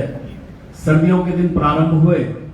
विठलनाथ जी ने अपने शिष्य त्रिपुरदास को कहा कि जाओ और सेवकों के यहाँ से जो जो भी उनके भक्तगण थे उनके यहाँ से जो भगवान के लिए सामग्री आती है वो लेकर के आओ, और त्रिपुरदास जी के पास भी चले जाना, क्योंकि तो गर्म वस्त्र उन्हीं के यहाँ से आता है हर बार। वो सेवक घूमते घूमते सभी घरों से जो भी भेंट भगवान के लिए दी जाती थी वो सब एकत्रित करता हुआ पहुंचा अंत में कहा त्रिपुरदास जी के यहाँ। संयोगवश ये जो सेवक अब की बार भेंट लेने आया है ये पहली बार निकला है, और अन्य सेवक जो हर वर्ष जाते थे उससे इसने सुना है उन सभी से कि जो कोई भी भेंटों को इकट्ठा करने जाता है, जब त्रिपुरदास जी के यहाँ पहुंचता है भगवान के लिए त्रिपुरदास जी बड़ी सुंदर पोशाक भेजते हैं, लेकिन जो सेवक लेने के लिए जाता है उसे भी बहुत सारा सम्मान इत्यादि देते हैं। इस सेवक के मन में कुछ लोग उस बात पर कि चलो अंत में मैं उनके यहाँ जाऊंगा, भगवान की पोशाक के साथ साथ कुछ पारितोषिक मुझे भी मिलेगा।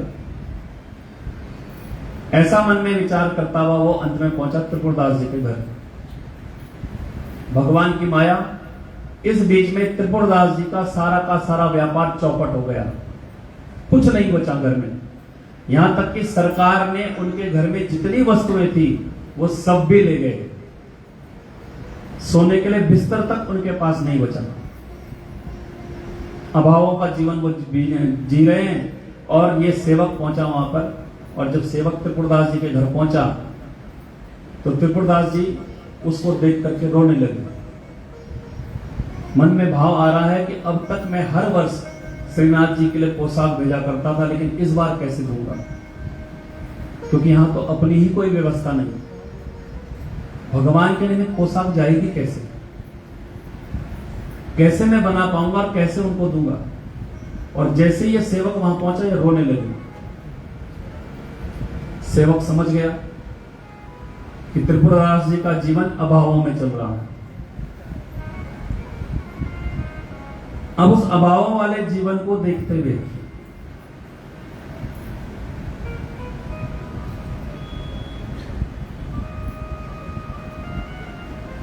ये कुछ बोल नहीं पाया सेवक।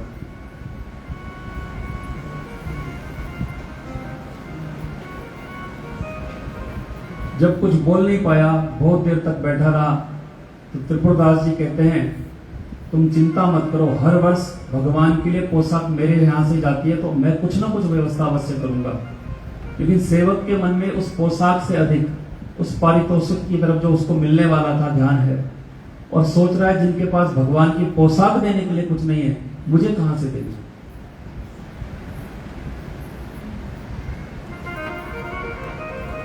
ये त्रिपुरदास जी अपने घर के अंदर प्रवेश करते हैं। पूरा घर उन्होंने छान मारा कि कोई वस्तु मुझे मिले जिसको बेच करके मैं बाजार से कुछ कपड़ा लाऊं और भगवान की पोशाक बना दूं। पूरे घर में छान मारा, कुछ भी सरकार ने छोड़ा नहीं, सब ले गए। अचानक इनकी नजर पड़ी चूल्हे के पीछे, वहां पर एक दवात पड़ी है। दवात समझते हैं आप, स्याही रखने की। लेकिन पीतल की वो दवात उस जमाने की कुछ पिचकी हुई, टेढ़ी मेढ़ी हुई पड़ी। वो दवात पे जैसे इनकी नजर पड़ी, ये खुश हो गए कि भगवान तूने अपनी व्यवस्था बना ली, मेरी लाज रख दी। और उस दवात को लेकर के पीतल की बाजार की ओर भागे। बाजार में जितने भी कपड़े के व्यापारी हैं सभी के पास गए, इसके बदले में कुछ मुझे धन दे दो, कुछ तो धन इसके बदले में दे दो जिससे मैं भगवान के लिए कुछ बना सकूं। सब उनको पहचानते हैं, लेकिन उस दवात को देख करके कोई कुछ देने को राजी नहीं। छोटी सी दवात, उसके बदले में क्या मिलेगा?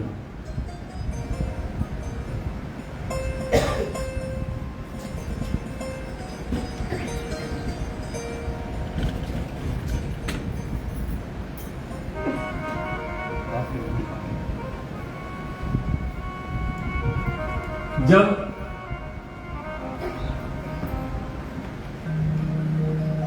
किसी भी दुकानदार ने कुछ नहीं दिया तो त्रिपुरदास जी अंत में पहुंचे कपड़े के व्यापारी की दुकान पर। उससे कहा उन्होंने, इस दवात के बदले में मुझे कुछ तो दे दो, मुझे मत दो रेशमी कपड़ा, जो इसमें आता हो वो दे दो, मैं भगवान के लिए पोशाक तो बनाऊं कम से कम। उस दुकानदार ने वो दवात को हाथ में पकड़ा और दवात को हाथ में पकड़ करके अलट पलट करके देखा, उसका वजन किया और कहा, त्रिपुरदास जी मैं आपको दे तो सकता हूं, लेकिन किसी भी प्रकार का कोई रेशमी मलमली कपड़ा नहीं मिल सकता। एक ही वस्त्र जो मैं इसके बदले आपको दे सकता हूं। त्रिपुरदास जी खुश हो गए कि ना होने से कुछ होना अच्छा, जो तुम इसके बदले देना चाहते हो वो दे दो। वो दुकानदार भीतर गया और भीतर से एक मोटा सा खादी का कपड़ा लेकर के आया। इसके बदले में केवल आपको यही दे सकता हूं। त्रिपुरदास जी बड़े खुश हुए। अब उन्होंने जैसे ही दुकानदार के हाथ से वो वस्त्र हाथ में पकड़ा तो वो उनके हाथ में चुभे। अब हाथ में तो चुभा उन्होंने अपने हृदय से लगाया कि भगवान के लिए कुछ मिल गया, तो हृदय पे चुभे और उनके नेत्रों से अश्रु बहने लगे कि भगवान तेरी क्या माया है। पर मन में साहस बटोर करके जैसे तैसे अपने घर चले आए। घर में आकर के फटाफट उन्होंने टेलर को बुलाया, दर्जी को बुला करके भगवान के नाप का, क्योंकि हर बार वस्त्र जाता ही था, वस्त्र सिलवाए। वस्त्र सिलवा करके उस सेवक को तो दे दिए, लेकिन सेवक को यह कह दिया कि विठल जी महाराज को मत बताना और भगवान को तो ये पोशाक बिल्कुल मत पहनाना। क्यों? क्योंकि ये मुझे चुभ रही तो भगवान को कितना चुभेगी, बिल्कुल मत पहना। वो सेवक जो सब जगह से सामग्री एकत्रित कर रहा था, तो एक रजिस्टर मेंटेन कर रहा था कि फलाने आदमी ने ये दिया, इसने ये दिया, इसने ये दिया।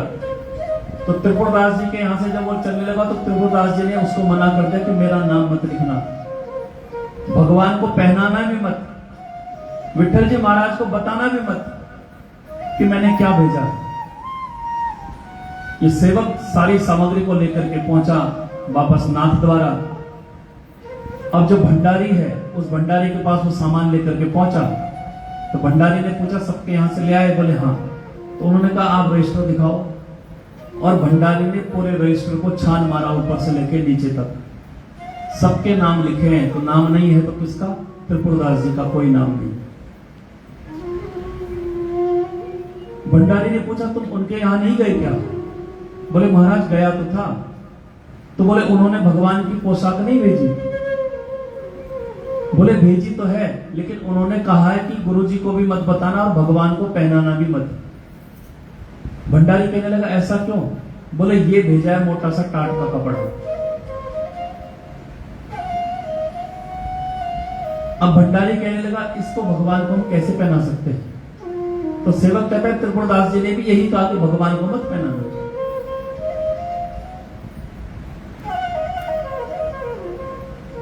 उन्होंने वो टाट के कपड़े से बनी हुई भगवान की पोशाक को नीचे धूल पर बिछाया और लोगों के द्वारा लाई गई जितनी भी सामग्री वो और अन्य भेंट थी वो सब उसके अंदर रख करके उसी कपड़े से बांध दी। थोड़ी देर के बाद विठलदास जी आए और उन्होंने भगवान के घर में गर्भगृह में प्रवेश किया।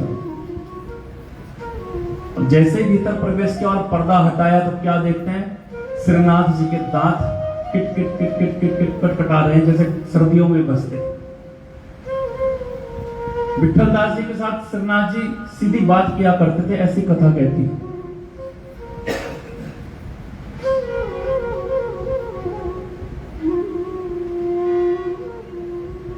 अब श्रीनाथ जी जब उनके दांतों को कटकटाता हुआ विठलदास जी ने देखा तो पूछा, प्रभु क्या हुआ?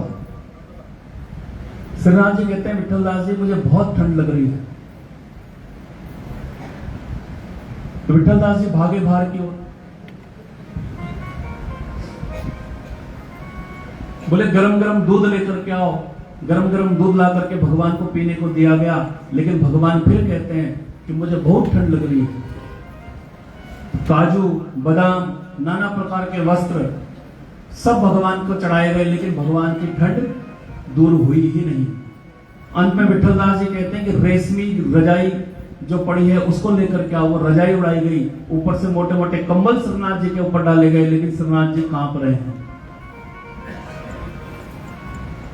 अंगीठी भी जला करके भीतर रखी गई, लेकिन उनकी सर्दी गई नहीं। विठलदास जी श्रीनाथ जी से पूछते हैं, भगवान ऐसा क्या हो गया कि आपको इतनी सर्दी लग रही है? तो भगवान ने इशारा तो नहीं किया, लेकिन कह दिया कि मैं नहीं जानता क्यों मुझे आज इतनी ठंड लग रही है। अब विठलदास जी का माथा ठनका, कुछ तो गड़बड़ हुई। विठलदास जी बाहर की ओर भागे और भंडारी के पास जाकर के पूछा कि वो सेवक जो सामान इत्यादि लेने गया था वो सामान पूरा आया नहीं आया? उन्होंने कहा महाराज सब आ गया। तो बोले जो त्रिपुरदास जी भगवान की पोशाक भेजते हैं वो कहां है? तो भंडारी कहने लगा महाराज वो भगवान को पहनाने लायक नहीं है। तो उन्होंने पूछा है कहां? बोले ये कपड़ा जिसके अंदर और लोगों के भेंट बांध रखे है, यही वस्त्र उन्होंने भेजा है। विठलदास जी ने कहा खोलो इसको। सारी भेंट की सामग्री नीचे पटक करके और भगवान की वो पोशाक ले जाकर के जो त्रिपुरदास जी ने टाट के कपड़े से बना करके भेजी थी, भीतर ले जाकर के श्रीनाथ जी को पहनाई।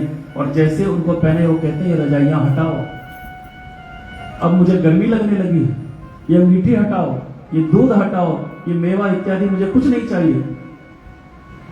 तो भगवान को यदि आपकी सेवा लेनी हो तो कैसे भी ले लेता है। केवल और केवल भगवान पे भरोसा करने की बात है। यदि हमारा उसके प्रति विश्वास होगा तो वो लेके छोड़ेगा, हम कुछ नहीं कर सकते। हम अक्सर कहते हैं ना जेब में से निकाल लेगा वो, आपको पता भी नहीं चलेगा कहां गए।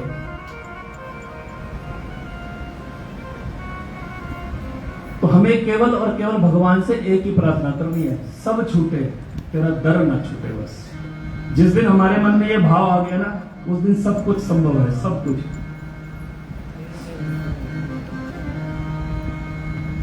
किसी कवि ने कुछ पंक्तियां लिखी है, खाक मुझ में कोई कमाल रखा है, खाक मुझ में कोई कमाल रखा है, मेरे दाता मुझे तूने संभाल रखा है। मैं कब का मर गया होता, मुझे तेरी करुणा ने संभाल रखा है। हम यदि विचार करें तो हम जो कुछ भी जीवन में अपने कर रहे हैं, क्या ऐसा संभव है कि हम अपने बल पे सब कुछ कर लेंगे? कभी नहीं हो सकता। हम चाह करके भी कुछ नहीं कर सकते। कर उतना ही पाएंगे जितना वो हमें आदेश करेगा, उससे ज्यादा कुछ नहीं हो सकता, कुछ भी नहीं। कल कथा का अंतिम दिवस है, परसों हवन होगा।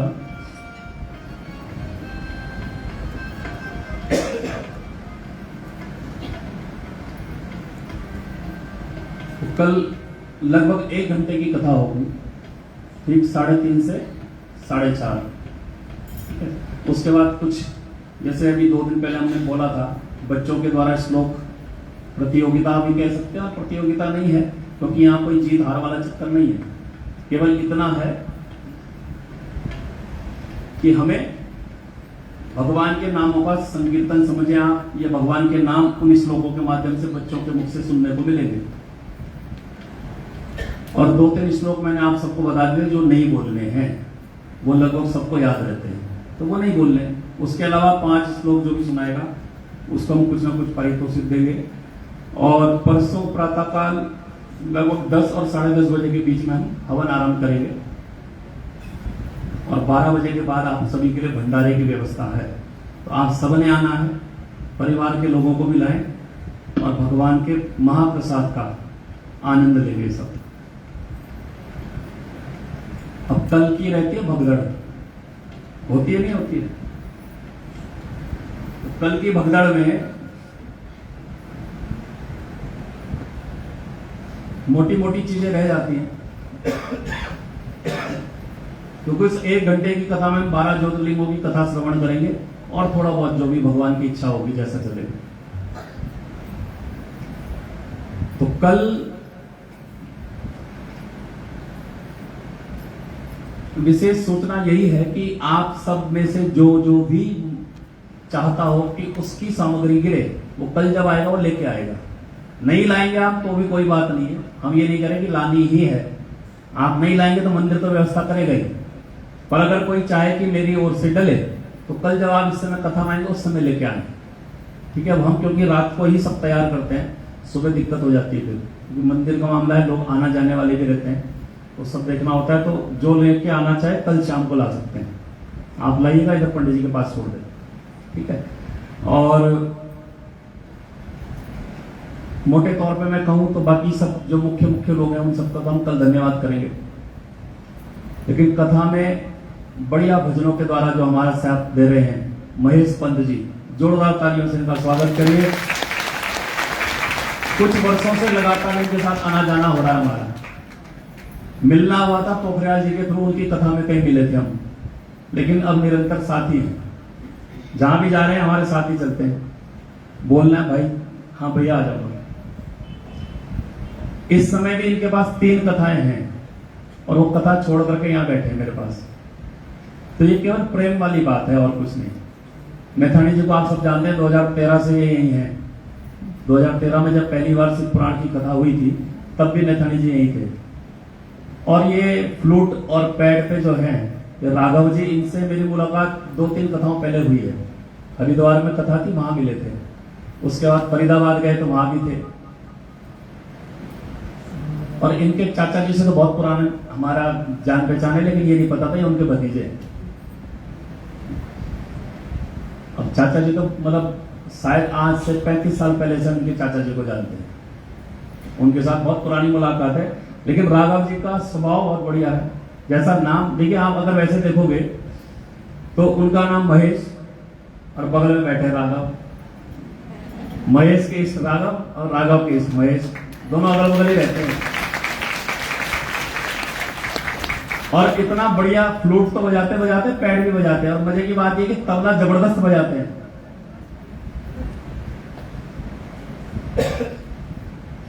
तो इन सबका बहुत बहुत धन्यवाद, क्योंकि इनके बिना ये सब आगे नहीं बढ़ता। और सबसे ज्यादा जरूरी साउंड वाले भैया, है ना, अगर गला भी खराब हो तो ये बना लेते हैं अपने आप, जैसे ही बनाते हो। तो यहां पर बैठे हैं आदि भैया, नाम आदित्य है लेकिन आदि ही कहते हैं इन्हें। इनका बहुत बहुत धन्यवाद। और साथ में सरिता माता जी जो रोज इतना बढ़िया बढ़िया भोग प्रसाद बना रही है, जो आप सब भगवान का भोग अंत में पाते हैं, वो सब सरिता माता जी के द्वारा बनाया जा रहा है। उनके लिए जोरदार तालियां बजाइए, क्योंकि भगवान के कथा का अंत में जो प्रसाद है वही भगवान की कृपा है। प्रसाद शब्द के 2 अर्थ होते हैं। मैं अक्सर कहा करता हूं प्रसाद और प्रासाद 2 अलग अलग शब्द है। प्रासाद माने मकान और प्रसाद माने भगवान की कृपा। प्रसाद उसे नहीं कहते जो आप खा रहे हो, वो है नैवेद्य। भगवान को भोग लगाया, आपने पाया। प्रसाद का अर्थ होता है कृपा। भगवान को जो भी भोग लगाया जाता है, उस भोग को वापस जब आपको दिया जाता है तो भगवान की कृपा रूपी रस उसके अंदर चला जाता है, तो वो प्रसाद बनता है। तब वो प्रसाद का स्वाद भी बढ़ जाता है, वो प्रसाद किसी और ढंग से हमारे लिए काम करता है। अन्यथा लड्डू तो दुकान में भी मिल रहे हैं। तो ऐसे उनका भी बहुत बहुत धन्यवाद। बाकी जो मुख्य लोग हैं उनका हम कल धन्यवाद करेंगे। आज हमारे बीच में सतपति जी आए हैं, आप सब पहचानते हैं, जगन्नाथ रथ यात्रा के अग्रणी हैं। इनका बहुत बहुत हार्दिक स्वागत और आभार, क्योंकि बड़े हैं बहुत हमारे पिताजी के उम्र के या उनसे भी बड़े होंगे और हम आते हैं हर बार आशीर्वाद देने। बड़ों का आशीर्वाद मिल जाए, इससे बढ़िया क्या हो सकता है। तो उनका बहुत बहुत हार्दिक अभिनंदन करते हैं, स्वागत करते हैं। आज का प्रसाद जो है वो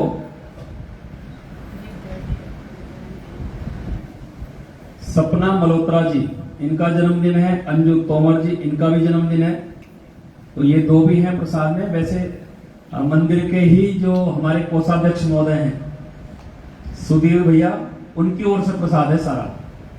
ठीक है, ये सुधीर भैया के परिवार की अगर बात करें तो इनके पिताजी सुधीर भैया के पिताजी का नाम था सुरेश चंद्र मित्तल। वो मंदिर के यूं समझ सकते हैं फाउंडर मेंबरों में से एक है। वो हो गए, ऊपर आशीर्वाद वाले संजय अग्रवाल जी हो गए और कई सारे लोग हैं, लेकिन ये मुख्य रूप से जो है, और साथ में हमारे मंदिर के अध्यक्ष केशवलाल गोयल जी, जिन्होंने कभी हमें ये नहीं कहा होगा कि भाई क्यों करना है। उनको कहो ये करना है बोलते कर लो, किसी भी बात पे कभी मनाही नहीं होती। और इसीलिए हम यहां पर बैठ करके ना कभी भी कुछ भी सोच लेते हैं कि ऐसा करते हैं। और सबसे ज्यादा जरूरी आप सब महिलाएं मिल करके मंदिर में क्या क्या कर रहे हैं वो आप सबको पता है, बोलने की जरूरत नहीं है।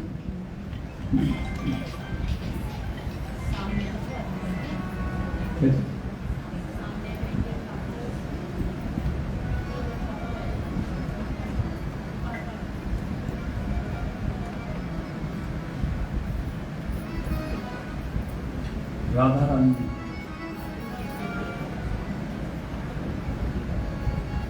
अच्छा, सौम्या,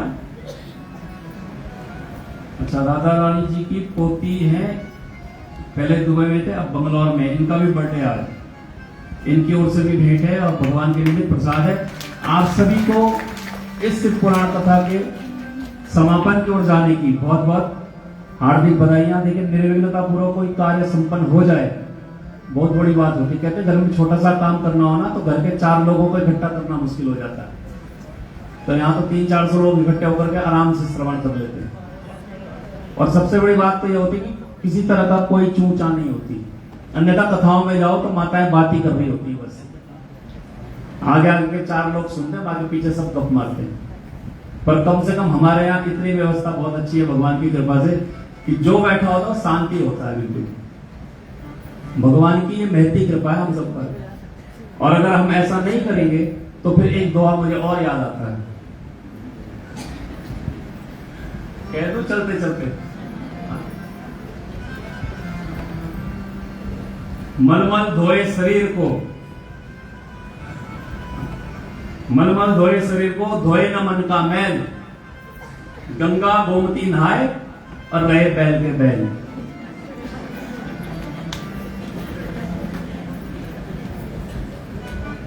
तुम शरीर धोने से कुछ नहीं होगा, उसमें मन लगाने से सब कुछ होगा। तो हम आरती करेंगे उससे पूर्व ठाकुर जी का एक भजन फूलों में सज रहे हैं, क्योंकि कल तो समाप्ति है, तो आज ये करेंगे। बोल वृंदावन बिहारी लाल की जय। फूलों में सज रहे हैं श्री वृंदावन बिहारी, और साथ सज रही है, और साथ सज रही है विश्वान की दुलारी। फूलों में सज रहे हैं, फूलों में सज रहे हैं श्री वृंदावन बिहारी, श्री वृंदावन बिहारी, और साथ सज रही है, और साथ सज रही है विश्वान की दुलारी, और साथ सज रही है, और साथ सज रही है।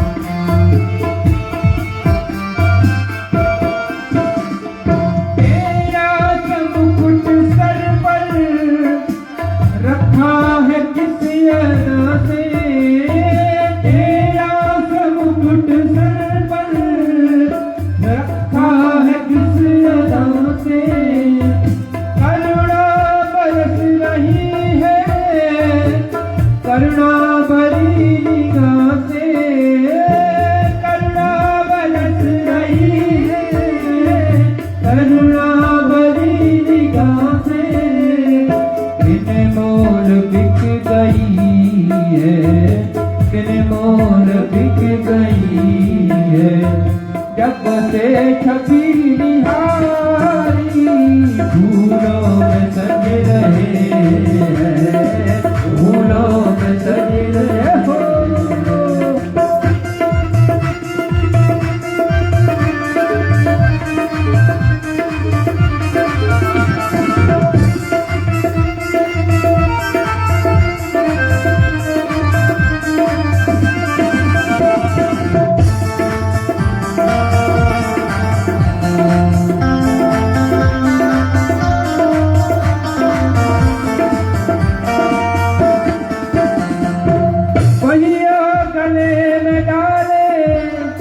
जब दाना मुस्कुराते भैया गले में डाले जब दाना मुस्कुराते भैया गले में डाले जब दाना मुस्कुराते भैया गले में डाले जब दाना मुस्कुराते सबको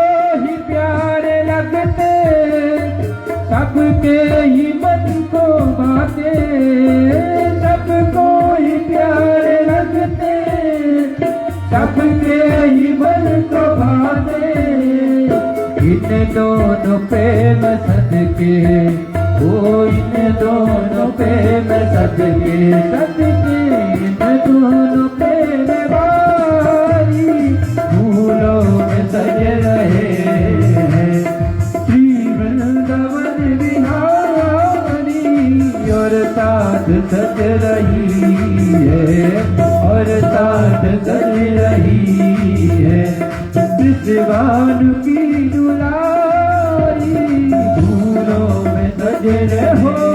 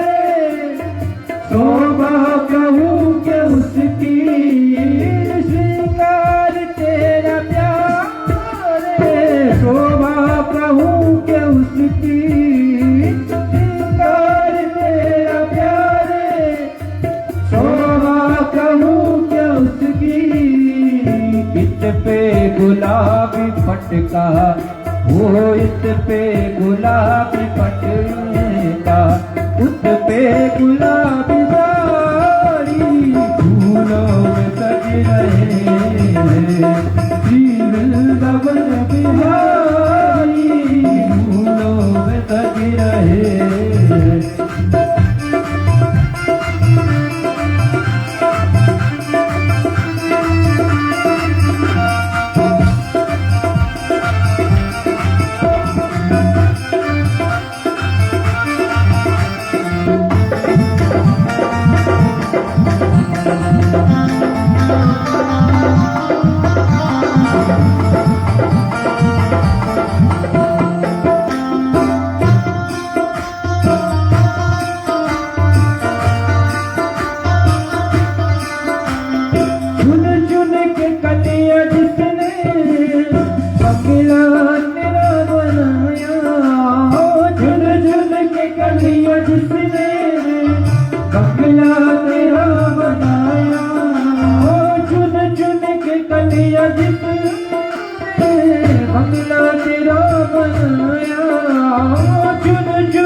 कलिया जिसने बंगला तेरा बनाया, दिव्य आभूषणों से जिसने तुझे सजाया, दिव्य आभूषणों से जिसने तुझे सजाया, उन हाथों पे मैं सदके सदके, उन हाथों पे मैं सदके, उन हाथों पे मैं वारी फूलों में सज रहे हैं, फूलों में सज रहे हैं, श्री वृंदावन बिहारी फूलों में सज रहे हैं।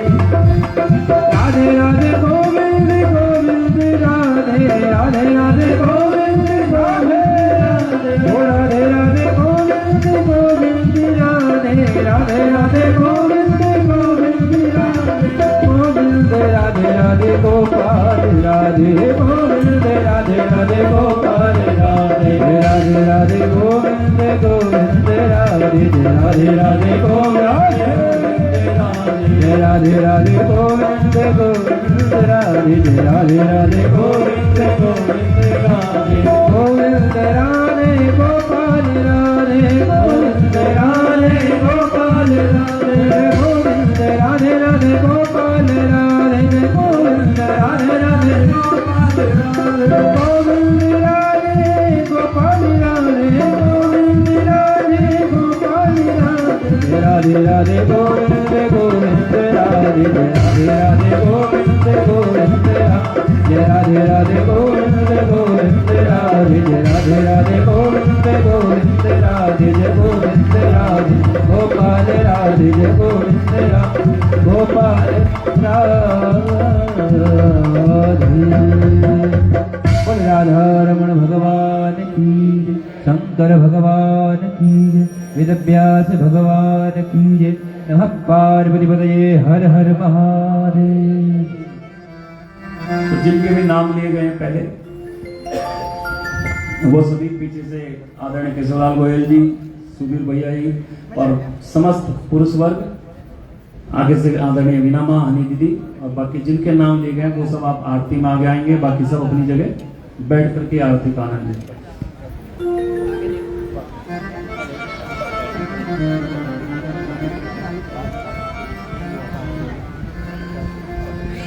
ओम ज्वाला मालिन्ये नमः, रत्नेश्वर्ये नमः, सकल भोजनार्थे गंधाक्षर पुष्पाणि समर्पयामि। जले ज्वाला, स्थले ज्वाला, ज्वाला आकाशमंडले त्रैलोक्यवापिनी ज्वाला, आरती ज्वाला नमोस्तुते।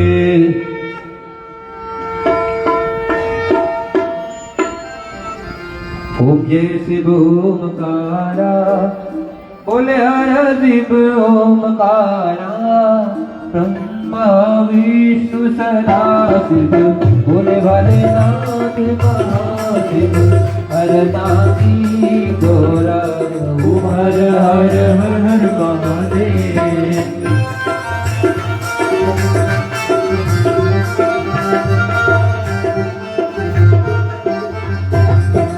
एकानन चतुरानन पंचानन रानी, बोल पंचानन रानी, आपन करुणा करुणाचन व्रतवाहन साधे। ओम हर हर हर महादेव।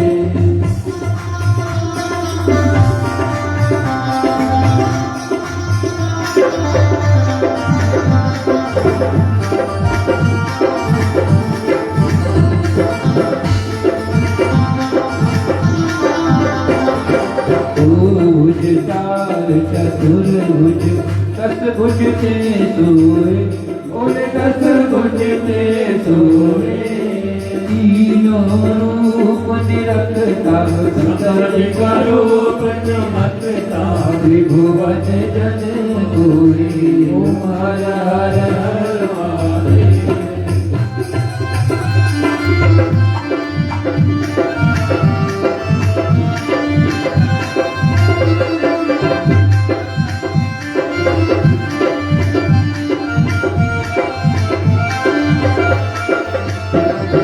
अक्षमाला वनमाला मुंडमाला धारी,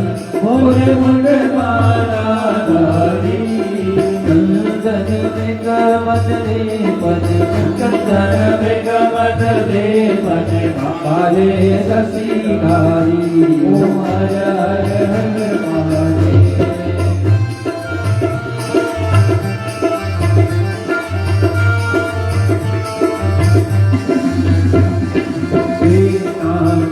पर बाबा वर रंगे बोले बाबा वर रंगे सनकादिक गरुड़ादिक सनकादिक गरुड़ादिक भूतादिक संगे ओम हर हर हर महादेव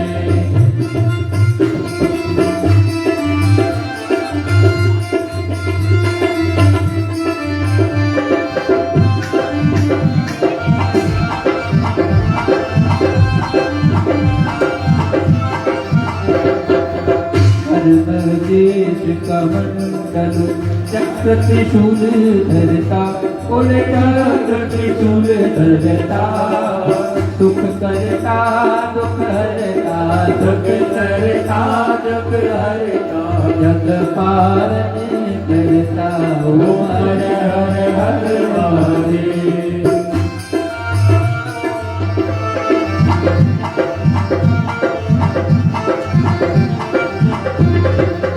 काशी में विश्वनाथ विराजे बाबा ब्रह्मचारी बोले बाबा ब्रह्मचारी हित उत भोग लगावे शंकर जी के दर्शन पावे वही बात भारी ओम हर हर हर हर महादेव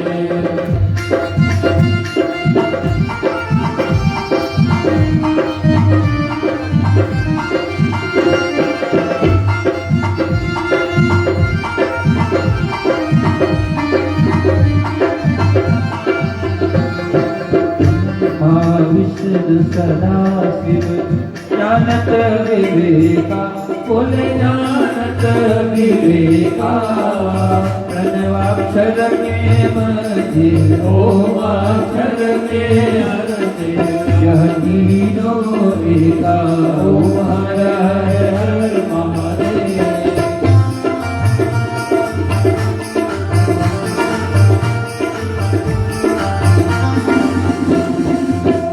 गुण शंकर जी की आरती जो कोई न गावे बोले प्रेम सहित गावे कहत शिवानंद स्वामी भजत हरे हर स्वामी वांछित फल पावे ओम हर हर हर महादेव ओंकारा बोले हर ओंकारा बोले पार्वती का प्यारा बोले हो जगत सारा बोले पीवन भक्त प्यारा बोले जटा में गंगा वाला जटा में गंगा विराज सब पे कल कर पद पाना ओ हर हर महादेव